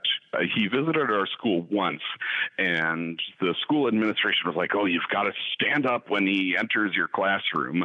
And I remember he entered my classroom once during a religion class. Nobody stood up. And nobody mentioned it. Nobody ever mentioned it again. And it was, and I just kind of thought about that, and it just makes you kind of think of kind of the subtle ways that people kind of deal with these and either normalize them or incorporate them or reject them. The human mind is you take in what jibes with your experience and what makes sense to you, and you kind of reject the rest. And and it was just kind of an interesting experience that was even in that environment kind of normalized. It was just like you internalize that, and you do what kind of makes the most sense to you based on what matters. So there were no consequences. Because it is wild. Like, I think about this often because as an adult, like, and I know this isn't everyone's experience, but like generally I think adults, like, I am, maybe we're not have all exactly the same beliefs, but I am basically surrounded nonstop by people with the same values as me. Yeah. And like as a kid, that's just so not true. Like there were kids, I went to Episcopalian all boys school, which is kind of like Catholics light. And there were just kids that were like extremely fundamentalist, anti-abortionist. And it's like, yes, there's people certainly I'm sure around me in like a public setting, but I don't come into sort of any like contact with them, you know? And it's such a weird thing about that as a kid, you're saying, Tugboat, is you like have to kind of look at all this shit and go like, do I agree with that? Do I agree with that? And you kind of just like pick out these things until you reach adulthood, you know?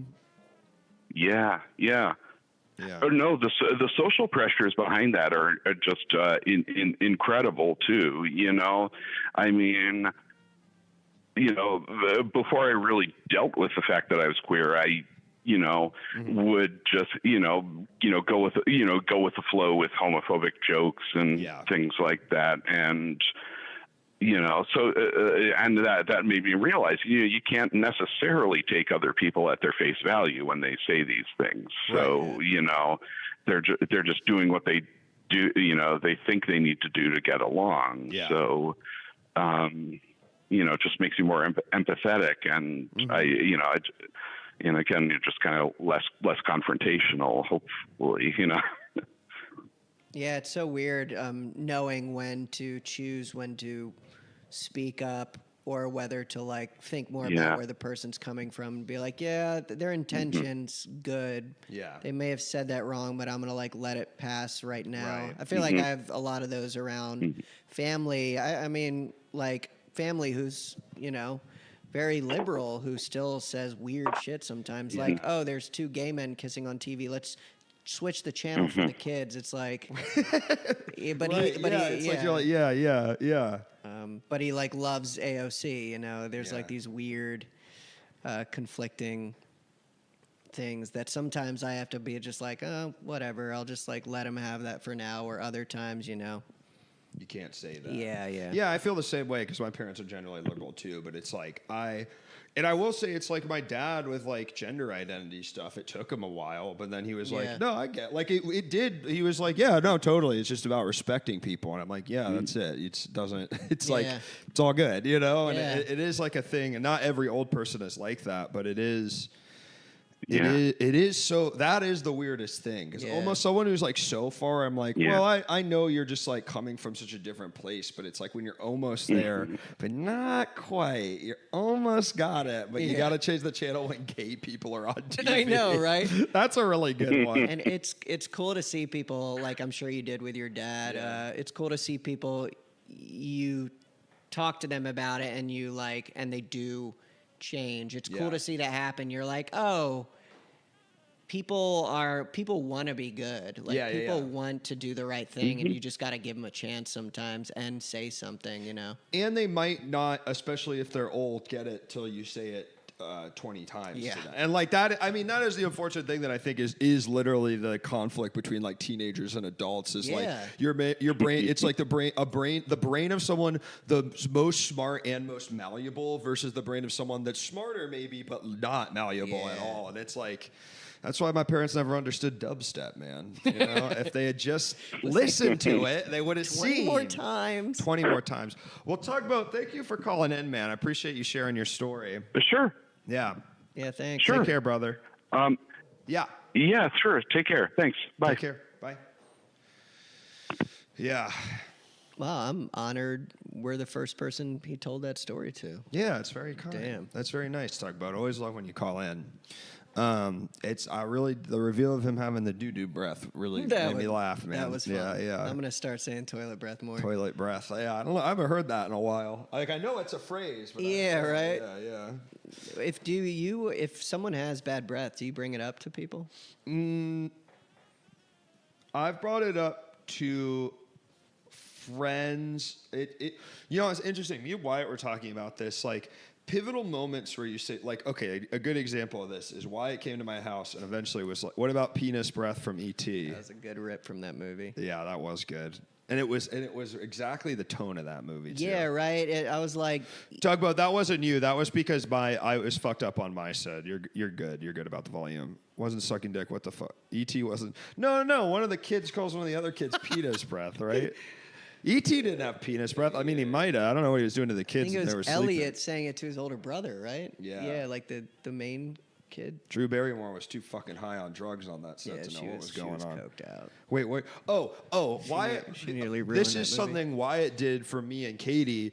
Is one time he was like, "Hey man, your guy's apartment just smells like cat shit and piss. You got to do a better job." Shit. And it was tough. It was tough to have someone tell you that.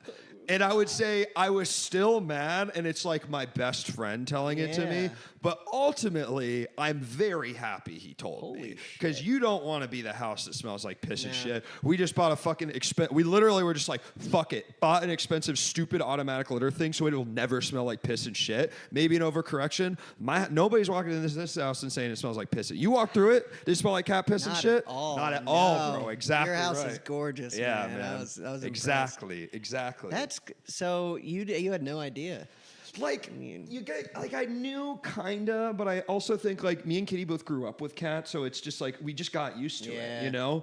And then it was just like, dude, it's like bad, like and it was clear he wasn't saying this, but it was clear he had talked about it with our other friends, you know. When it's been talked about in other settings, you're like, fuck, this isn't tough. Just between us. But the only thing worse than him telling me is him not telling me. Yeah. You know? He had a similar one. Our friend Toller told him he had a bunch of plaque in his teeth. Oh, horrible thing. That would hit me way harder than a cat smell. But I'll tell you what.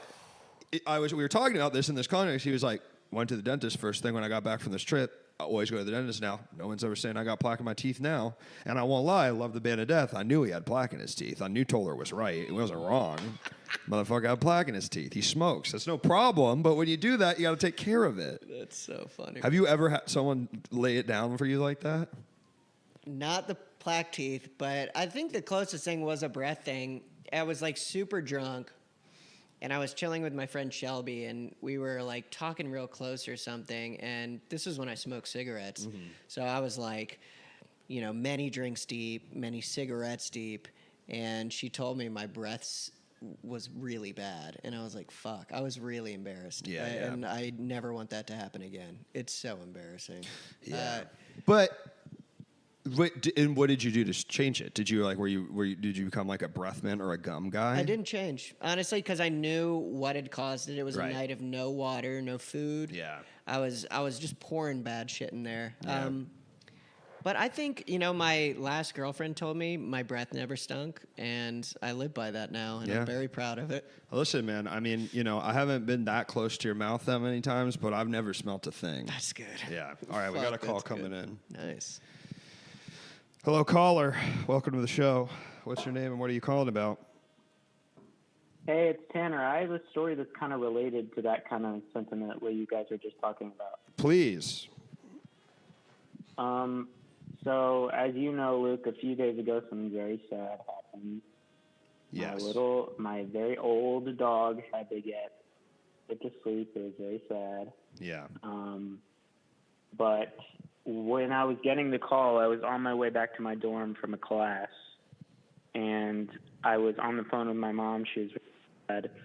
But this girl was walking out of my dorm, and she had her full left tit was hanging out of her shirt. And it was clearly an accident because the shirt collar was cutting off half of the tit, but the nipple was out, and it was very clearly an accident. So I feel like at any other point I would have said something and said, hey, your tit is out and I don't want anyone else to see it. But I was on the phone about my dog had a tumor that exploded on her spleen. And so I was not thinking about that, but I feel like I'm usually the type of guy that would say something about that, but I didn't this time. I'm really imagining you through tears being like, excuse me, your titty is out. I'm so sorry. Yeah, I mean, that's what would have happened. Really. Right. You were very, very sad. I think that, you know what, Tanner, I think that's okay. Yeah, you made the right call. You made the right that's call. Valid that I didn't say anything? Because I'm sure so. I mean, I think that's one of those situations where maybe if you were clearly very upset and talking to her, she might have been like, did I do something really wrong to this guy? You know? Yeah. Yeah. Yeah, expose this guy to his deep trauma about this. That's the first titty you ever seen, maybe. I didn't want it to be this way. I didn't want to see my first boob this way. No, it's cut off by the shirt. No, Why is it not even both of them are out? In or out. Yeah. Pick one fully. Pick a lane. That's what you should have taken it that way. In or out. Pick a lane. Hey, pick a lane. Yeah. Hey, pick a lane. Catcall them. But a helpful Pick a lane, honey. Catcalling her through tears. That's funny. I'm imagining a catcalling and he's really sad. That's like a Family Guy cutaway. I'd love to write that. Ooh. You could. I'm not. We don't even have to do it. Just think about it. The Family Guy what it would fan look like. fiction. A guy about we don't have to do it's that in one. that style, and there's a construction site, and it's the crying cat caller. That was almost as bad as the time I saw a cat caller crying. Wait, what about Tim Heidecker, Andy Kaufman? I think I missed it, Laggy. Well, Tanner, yeah, I think that's okay, man. I think it's okay what you did. All right, cool. Because I was just I've been thinking about it a lot. Maybe, I get it. Maybe more than I should be thinking about other things, but I've been thinking about that one moment. Are you thinking more about the tit popping out, or the more that your childhood dog was put down? Well, I don't know. It's kind of even right now, but at this point, it's kind of they've settled to the same kind of level. Mm. It's been a few days. I feel like now it's very much very much level. Do you think for the rest of your life, when you think about your dog, you're going to think about this titty? Well, if I think about the day that I got the call, like minutes after, and I think about the whole event, I will think about that. And if I do write a memoir, it's part of the lore. That will be in it, and it'll be a very... It'd be in the book for sure. Yeah. I was talking to a friend, and she said that was God telling me to keep my head up, like in my like lowest moment, like saying like there's still awesome shit in the world. He was like, "Here's a boob, like, sport.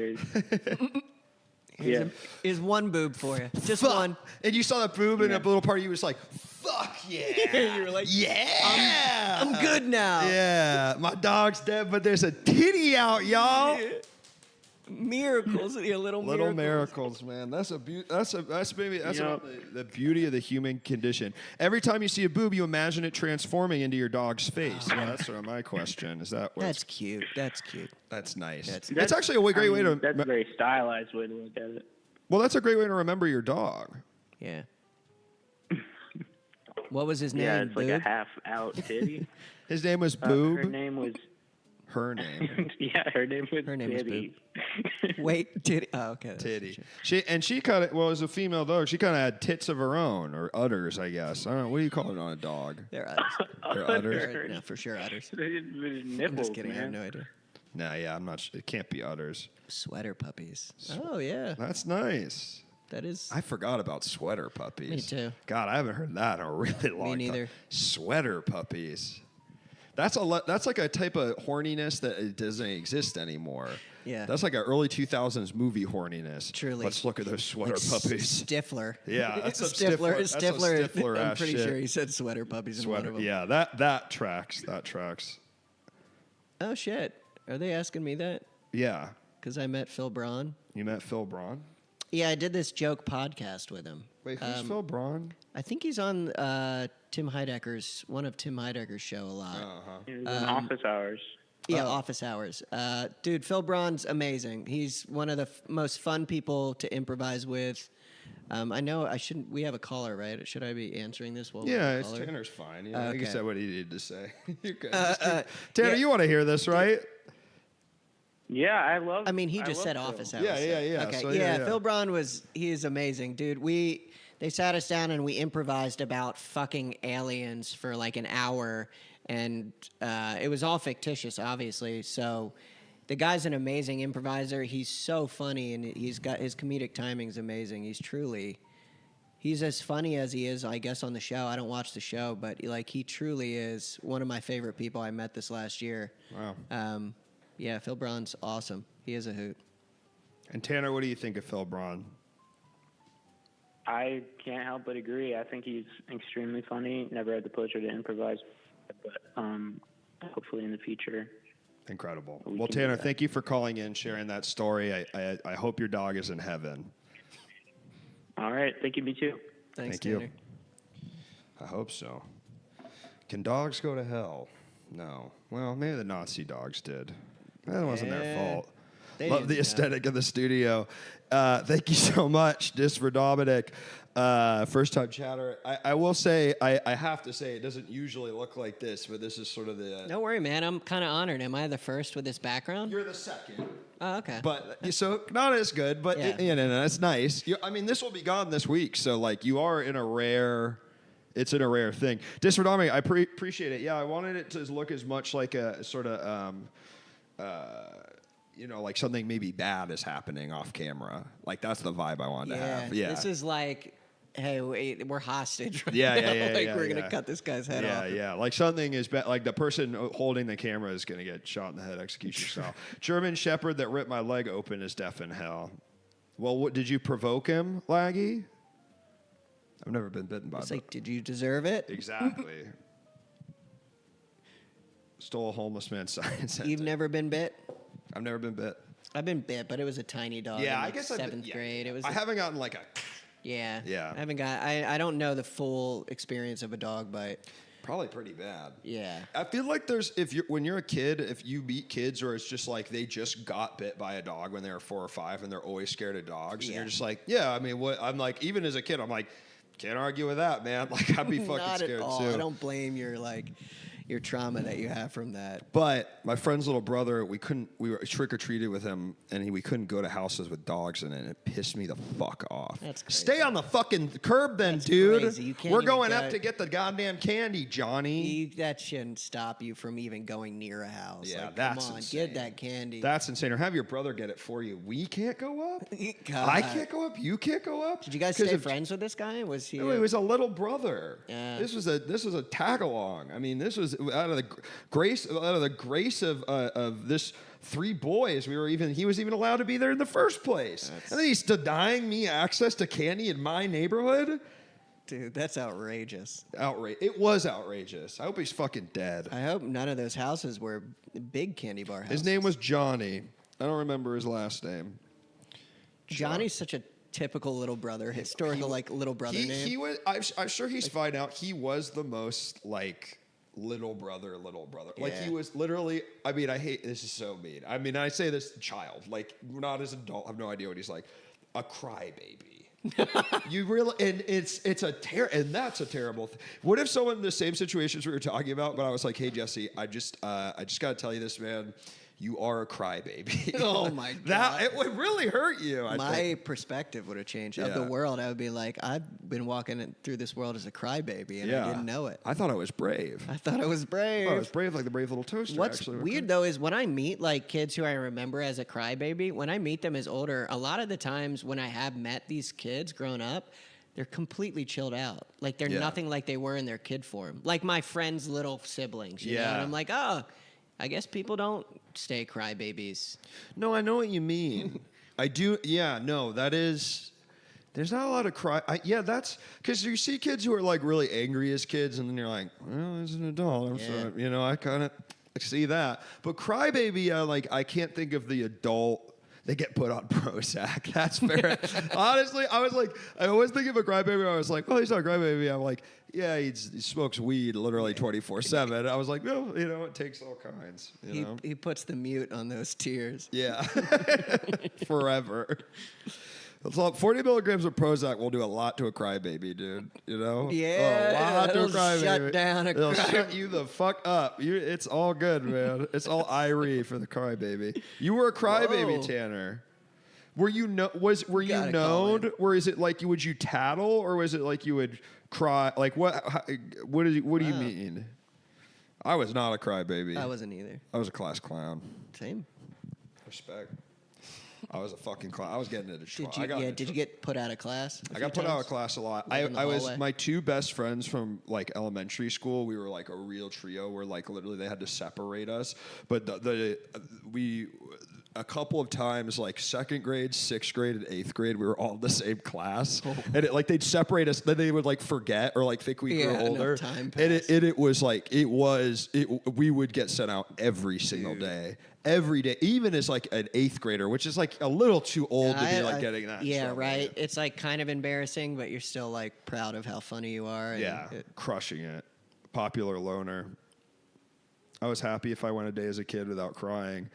Holy I can't imagine. I was not crying as a kid. The self-awareness of the crybaby, being a crybaby from Stanktron is incredible. It They're is fully aware of it. They seem like they were aware of it Right. at the time too. Class clown, jock, and emotionally attached to Elliott Smith here. I was not a jock. Were you a jock?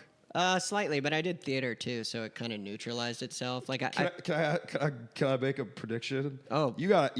I played soccer growing up. Look. it wasn't soccer. Really? It was more embarrassing. It was. I mean, I love the sport, but it was lacrosse. Well, that's where we grew up. I knew you. I mean, I played lacrosse too. Oh, okay. Cool. Yeah, it's like. It's a safe space. It's like we lived in the one place where lacrosse is bigger than football and basketball. It's crazy popular. It literally was like all my friends played lacrosse growing up. The jocks at my school were lacrosse guys. They Yeah. weren't. Yeah. So no shame.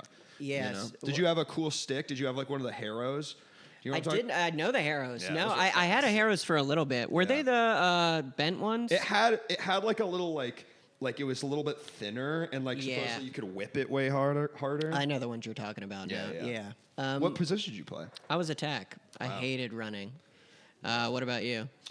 I Can I take a guess? Defense is what you're going to guess? I was going to say that or goalie. Goalie. I didn't get far enough to, like, I would play defense, but I didn't even get far enough in it. I swam. That was my sport. Really? Yeah, that's the one. Like, I played lacrosse until, like, probably, like, 6th grade, but then, like, from middle school onward, I only swam. Dude, swimming, I think the reason I never did it was because they always woke up early and, like, had to jump in, like, the cold-ass water, and I was just like, It is the most, like, because it's so less punishing on your body than other sports, you can do it more. There were years of my life where I was doing 2-a-day swim practices. Holy shit. Like 4 hours of swimming every single insane. day. You must have, did you have abs? Honestly, I was in really good shape. Yeah, you must have been. Yeah, the best shape of my life, truly. And there was one year, I was never that good at it. There was one year where I was like starting to get kind of good junior year, but then I started smoking pot and I kind of threw it all away because I wanted to smoke pot. Yeah, did it hurt your lung capacity or something, I guess? More, I just stopped going to practice. That's what I help. I was too busy reefing with the bad So kids. you were a junior year, that's when you discovered pot? Yeah. Or weed? I smoked it a little sophomore year, but junior year is when it really took off. Wow. I was truly a like stoner in high school. Yeah. It was fun when you first, I mean, I still do it, but it was such a blast in those early days when you're just laughing. Fun, man. Did you shave that bod? No, I wasn't as hairy as I was now, but I never did you know how that is, where you shave your whole body to swim? Yeah, it's like aerodynamics. Yeah. Michael Phelps hit the bong, and I said, finally, a guy I can look up to. The stoner swimmer. It was fucking awesome. It didn't exist before him. No, did not. What was your stroke? Backstroke. Really? Yeah. That's that was the one unique. I was best at. That's pretty cool. Yeah. It's crazy. When you get really good at backstroke, you know exactly how many lengths it's going to take you to get down the pool every single time, and you don't have to look back at all. Because you literally know exactly when you're going to hit the wall. Now I'm scared to hit the wall when I swim. I remember my friends in high school, when they smoked the first time, they came back to school with their notes app documenting their experience. That's funny. Damn. We didn't have iPhones back when I was We didn't. I wasn't going to say it, but I was like, damn, they had notes app then? Yeah. I didn't even know. I wish, dude, because that first time was so cool. Do you remember the first time you smoked pot? Yeah, man. It was a gravity bong. Like a Gatorade bottle? No, it was like they used like this, like a liquor bottle. They cut up a liquor bottle to do it, but it crushed. No, it was a waterfall, which is like a gravity bong, but I think the water exits differently or whatever. I got so high. I ate a whole box of Reese's Puffs. Nice. A whole box. But I was just... Was it uncomfortable or were you happy? Yeah, by the time I finished it was uncomfortable. But I was... Mentally, I was so happy. I couldn't stop laughing. Oh, that's great. Couldn't stop. Yeah. What about you?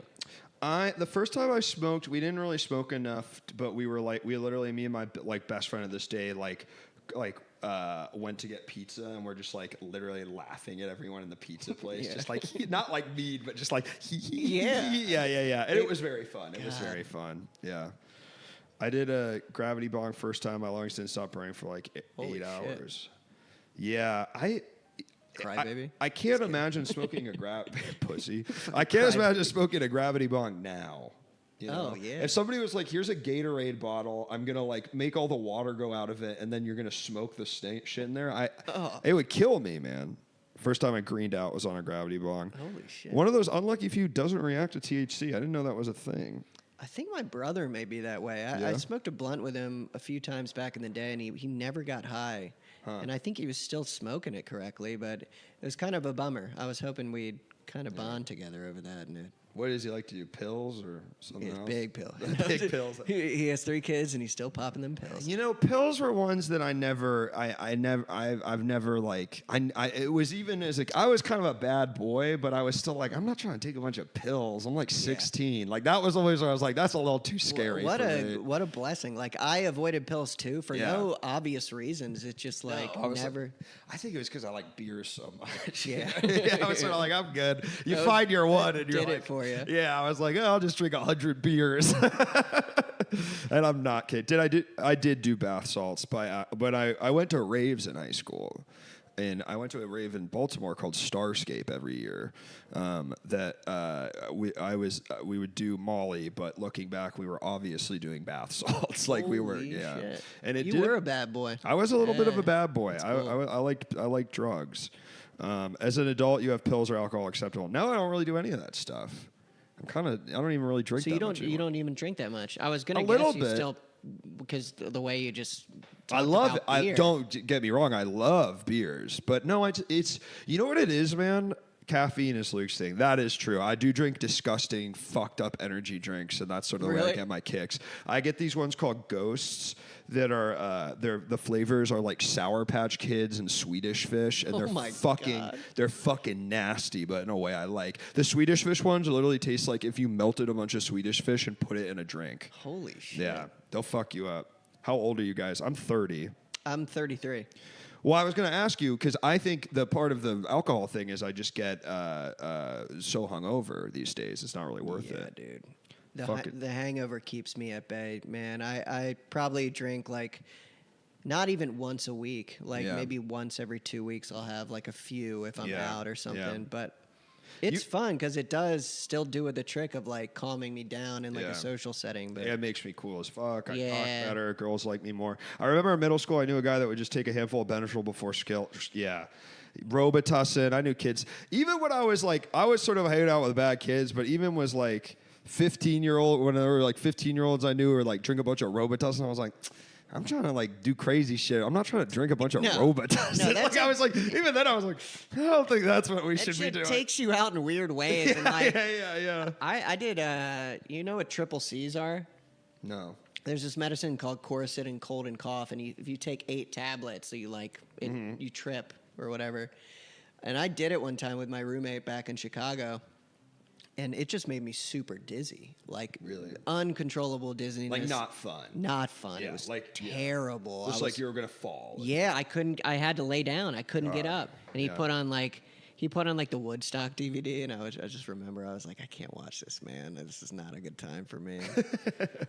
I hate Woodstock now. You just hate the You bring up Woodstock, I'm like, oh, I think about that Bullshit. night. Yeah. I think those guys. It was it was a peace and love. While a lot of people got hurt. Yeah. So maybe we cool it. What do you think of Woodstock '99? Dude, I was just about to bring that up. Yeah. Crazy. Yeah. Horrible. That's Horrible. The crowd- That documentary is fucking nuts. Yeah. Yeah. Yeah, that crowd looked crazy. I mean, that would have been crazy to perform for that crowd. Yeah. Yeah. It seemed like you could have died there very easily or been assaulted. Yeah. Just like original. And then we say, oh, it's so different. Well, original Woodstock was actually kind of like that too. Yeah, it was like super muddy, and I mean, I guess a little less assault rapey because more people were like about that free love back then. Yeah, but yeah. Shit, it was. That video that looks like DMX performing for the entire world. Yeah. That is crazy. Yeah. I mean, also, there are certain performances like Limp Bizkit and DMX where the crowd is going fucking crazy. insane. Where you're just like, I bet if you were like what's her face? What's her Jagged Little Pill? Alanis Morissette. Alanis Morissette played it, and you're like, I'm sure she had an awful time. Yeah. I bet Limp Bizkit had a fucking awesome It's- time. It's prime Limp Bizkit. Yeah, they're crowd. literally the Kid Rock. Fucking. Oh, well, yeah. yeah, that was probably pretty fun, you know. This is that being Limp Bizkit at Woodstock '99 is the same as being Jimi Hendrix at Woodstock '69. Oh yeah. I think that's right. Would rather go to Woodstock '99 than '69. I don't know. Were you serious? Are you seriously sick of Woodstock, or are you just saying that? No, it's just because that's the DVD. Yeah. I tie it to that time. Yeah, I was so yeah. dizzy. But no, I would have went to '69. I would have went to Woodstock '69 based off what I heard about it. '99, not a chance. If I had VIP passes. If I had 99, VIP at '99, I would have went. You ever been to a music festival and had like the good shit? I've only done it like once. I've had like the not general admission through a friend of a friend of a friend. I haven't had the good shit. I'll tell you what, man. I went to Pitchfork one year and my friend was like tour managing some band, and it was like, oh, like this is good. What happened? Do you get the treatment? You just like, it's like you've got your own area, you've got your own bathrooms, you get a bunch of free food and drink. Yeah. You have your own viewing area, so you're never like too crowded. And it's like, oh, like this is good. Like it was just so clear, like, right, yeah, like if I could afford this, it like kind of made me not want to go to other ones where it's like, well, that fucking sucks, and this is awesome. Yeah, you tasted paradise. Yeah, literally, I was like, these people, these rich, oh man. I went the year Solange played. I went a couple years. I think that was the year Solange played, and I can't remember the other headliners. Where is Pitchfork? It was in, I can't remember what park it's in. It's like a, like deep, it's always at the same park. It's like, if you drove south of Logan Square for like 20 minutes. Okay, so it's Chicago. There. Yeah. Gotcha. Chicago, yeah. Oh, is it Bryant Park? Union? No. Union Park. Is it Union Park? I think so. Because that is kind of south of. Yeah. Oh, nice. Fuck yeah. George Clinton, Bill Clinton's brother. This isn't when I saw them. I did see Mitski at Lollapalooza. That's fun. My ex-girlfriend, yeah. It was amongst the trees. It was great. Wait, you saw them there, Tanner? You saw that? No, I couldn't have been, because I would have gone to the Dirty Projectors. That is fun to see Mitski. That just looks too good. And I don't remember seeing any of those people. Yeah, Danny Brown's great. LCD Sound System. Yeah, I don't know a good amount of those. I'm not a music aficionado, though. I played Patty Cake with Mac DeMarco. MIA. Third World Democracy. Yes, it was that. Yes, it was that one. Lil B, Solange, Yola Tango, Tori Moy. It was that one. Who else was there? That's Give me more. Such a shittier lineup than the first one. Solange was owning Pitchfork for those years. Yeah, she was amazing. Yeah. I've heard good things about her. And the guy that did Broccoli, Dram. Do you remember that song? I remember. Yeah, I remember the song. And Broccoli. Okay. I don't know any of those. I really don't know a single one of those. Yeah, Blood Orange. I know. Stangtron could be making these up at this point. I mean, it really feels like it. I think he's copy and pasting it. Parquet Courts. Yes, I saw them there. Ryan Hemsworth, the third Hemsworth I'm trying to brother. remember what the name of the band that he was tour managing for. I remember that the lead of it got really, really canceled, so it doesn't exist anymore. Like really, like bad canceled. And he was like, my friend was like, yeah, it was really fucked up. Like doesn't talk to him anymore and shit. Oh God, it was one of those bands like Woods or like I don't know. But yeah. Did you go with a big group? Well, I did, and then I ditched them all because only I had the backstage because of my friend, and they got mad at me because they were like, "Why aren't you chilling with us?" And I was like, "Because I fucking it was like Wyatt and a couple of friends, and they did, and I just sort of get why they got mad. I was like, "Nah, I'm gonna go back here. This is fucking cool. I'm not gonna be with you guys. Sorry, bye, bitch." It's always interesting seeing which path people choose in those situations because I've chosen your path, and like. Your friends get pissed, but you're like, you would have done the same thing. I'm the type of guy I'm pretty much always going to pick that path. I'm just like, I don't know, man. What are you supposed to? But I'd also get mad if someone picked that path. It's a tough call, man. It's when you're like, you're definitely going to hurt someone's feelings, but you got such a sweet situation where you shouldn't turn it down. Like, they should understand that. Yeah. But people just think about themselves, man. People are so selfish. People are so selfish. And people don't want to work anymore. People don't work like they use. Customer service is horrible these days. Dude. You go to the Applebee's, the Zoosk is doing your fucking order. Oh, that's terrible. Yeah, that fucking really. Bro, what about you talk to me and I say I want the fucking steak now? Yeah. Yeah. I want to order chips. I can't believe Applebee's did that. That's insane. Applebee's, Chili's, all of TGI Fridays, I bet too. They're all going the way of the dodo. Good customer service feels like it's going the way of the dodo, man. How are we doing on time? We got 10 minutes left. Okay. That's just about enough time for one more pedophile call. Story. Yeah, one more pedophile story. Just time for one more great call. I'm going to try and figure out what the name of that band was, but I don't remember it now. I went to Lollapalooza in Chicago. That was a fun one. Yeah, that was fun. I mean, it was kind of scary though because it was like right after that shooting in Vegas of the Jason Aldean concert. Oh, like the shoot Stephen Paddock one. Yeah, is that the one where he shot down on the concert? Yeah, from Mandalay Bay. Yeah, wow. So I was like really nervous going into this festival because when we went in, there was a huge line to get in, and it was one of those lines that's just like a mass of people, and like you're just moving. And we were at the center of the mass at one point, me and the person I went with, and I was just like, it would be so easy right now, and I'm like. Fucked. Yeah, so that felt pretty risky, but once we got in, it was dope because the park Lollapalooza is in. It's called Grant Park. Yeah, it's very pretty. It's right on the lake. Yeah, and like half of it's like shrouded in forest. So some of the stages that people perform at are just like covered in trees, and it's just a cool like variety. I used to work in the North Shore because I was a tutor, like a standardized test tutor, and it would be very funny because sometimes I'd take the commuter train up there. Yeah. And when it was Lollapalooza, you'd see like truly like hundreds, if not thousands, of North Shore high schoolers going to Lollapalooza to like do weed for the first time, and it was always like such a shit show. Have you seen the Dan Blazarian video of him at the Vegas shooting trying to help the police? I have not. I would love to see that. I forgot about Dan Blazarian. He has like 20 women around him still. Yeah, he's throwing the women. No, you can't say that. Stephen Paddock, man.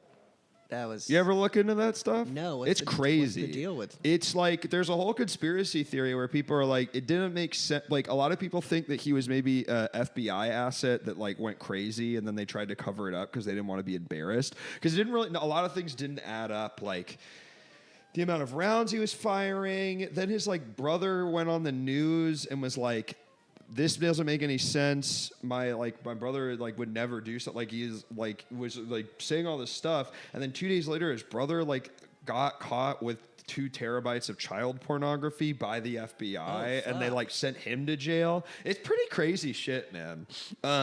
After like ingesting all that information, do you think he was the shooter, or do you think they? I think it's. I heard a theory recently that like. And he also like killed himself, but then they're like, did he? I think so. I think he probably was the shooter. I personally think what it was is that he was like an informant or something for the FBI, like because he was dealing all this illegal shit, and then like got up in some bad stuff or like had a mental break, and then they didn't want to admit it, so then they like covered it up really fast. I see. That's my theory. Yeah, Dan Blazarian, man. Who is like? What is Dan Blazarian's deal? Because I've seen so many videos on like his lifestyle, and I'm like, where did he? He's just a billionaire inherit his son. riches? Yeah. He's just a rich guy's son. I guess that's what I'd do if I was that rich. I would too. Get fucking swole, take fucking human growth hormone, and just The official story is he blew a bunch of money at the casino and he felt was being disrespected by the staff. Yeah, I don't think so, Was honey. that the Paddock one? Oh yeah. Oh wow. I went to Mandalay Bay when I was there because I was like, "What happened?" You know what's crazy? Conducting interviews. Yeah, you can't really talk. It is sort of one of those things. I feel like it's like talking about 9/11. Yeah. Play like don't. I bet. Don't bring up the Paddock panic, as I call it. They did drywall over his room, the room it was in. That's creepy. They literally wish you're like. You're just asking for shit. Yeah. Fucking ghostly shit to happen in there now. Yep. James Aldean. He tried. You know what? If he had tried that in a small town, maybe that's what "Try That in a Small Town's" about. You know that James Aldean song? No. There's like a thing on Twitter like a couple months ago because it became like a right wing thing. Try that in a small town, But he tried. James Aldean. Try that in a small town. They tried it in a see big. how far you get. Yeah, right. Well, the answer is pretty fucking far, man. Las Vegas, that's a big fucking city. You know what I mean? Jason Aldean didn't do shit. I forgot it was Jason Aldean. Well, we really hit the gambit of just like so many incredible topics tonight, Jesse. I've been dying to talk about pedophilia. Pedophilia. Great platform for that. Pedophilia, talking about Stephen Paddock killing 57 people and injuring 250 others. Lollapalooza, Pitchfork. I mean, these are the great stories of the modern American. Yeah, thanks for having me, Luke. Yeah, it was really, a blast. Truly been a pleasure. I'm going to find someone to raid on Twitch, but while I do that, please plug away. Plug yourself. Okay. Plugging me. So I'd say I make a lot of comedy videos online for my own pleasure, but for everyone else who likes what I make. And so follow me on Instagram and TikTok. It's Jesse_Kendall, JESSE_Kendall. That's where I put up most of my work. Outside of that, I made a feature film a few years ago called Love Dump. And that... Someone was asking about Love Dump in the chat. Yeah, I saw that earlier, and I don't think they're commenting anymore. But it's basically a Hallmark movie parody. and it's running around the festival circuit right now. But feel free to message me online, and I'll send you a link to watch it. Otherwise, we're trying to sell it to streamers right now to get it put up so anyone can see it. So just keep an ear out for that. If you work at Netflix, Peacock, hit this guy up. Please. This is the time to hit me up. Hit him up. I want to see that movie. I'm going to do that because I wanted to watch it. Well, Jesse, thank you for doing this. Thanks, dude. I'm over here. It was a blast. I'm glad you enjoyed it. Bye, guys. And we're rating. Wait, we still have 8 seconds. We're going to rate the Mega 64 podcast because they're playing Mother 3, my favorite game it's ever been made, if you can believe it. All right. And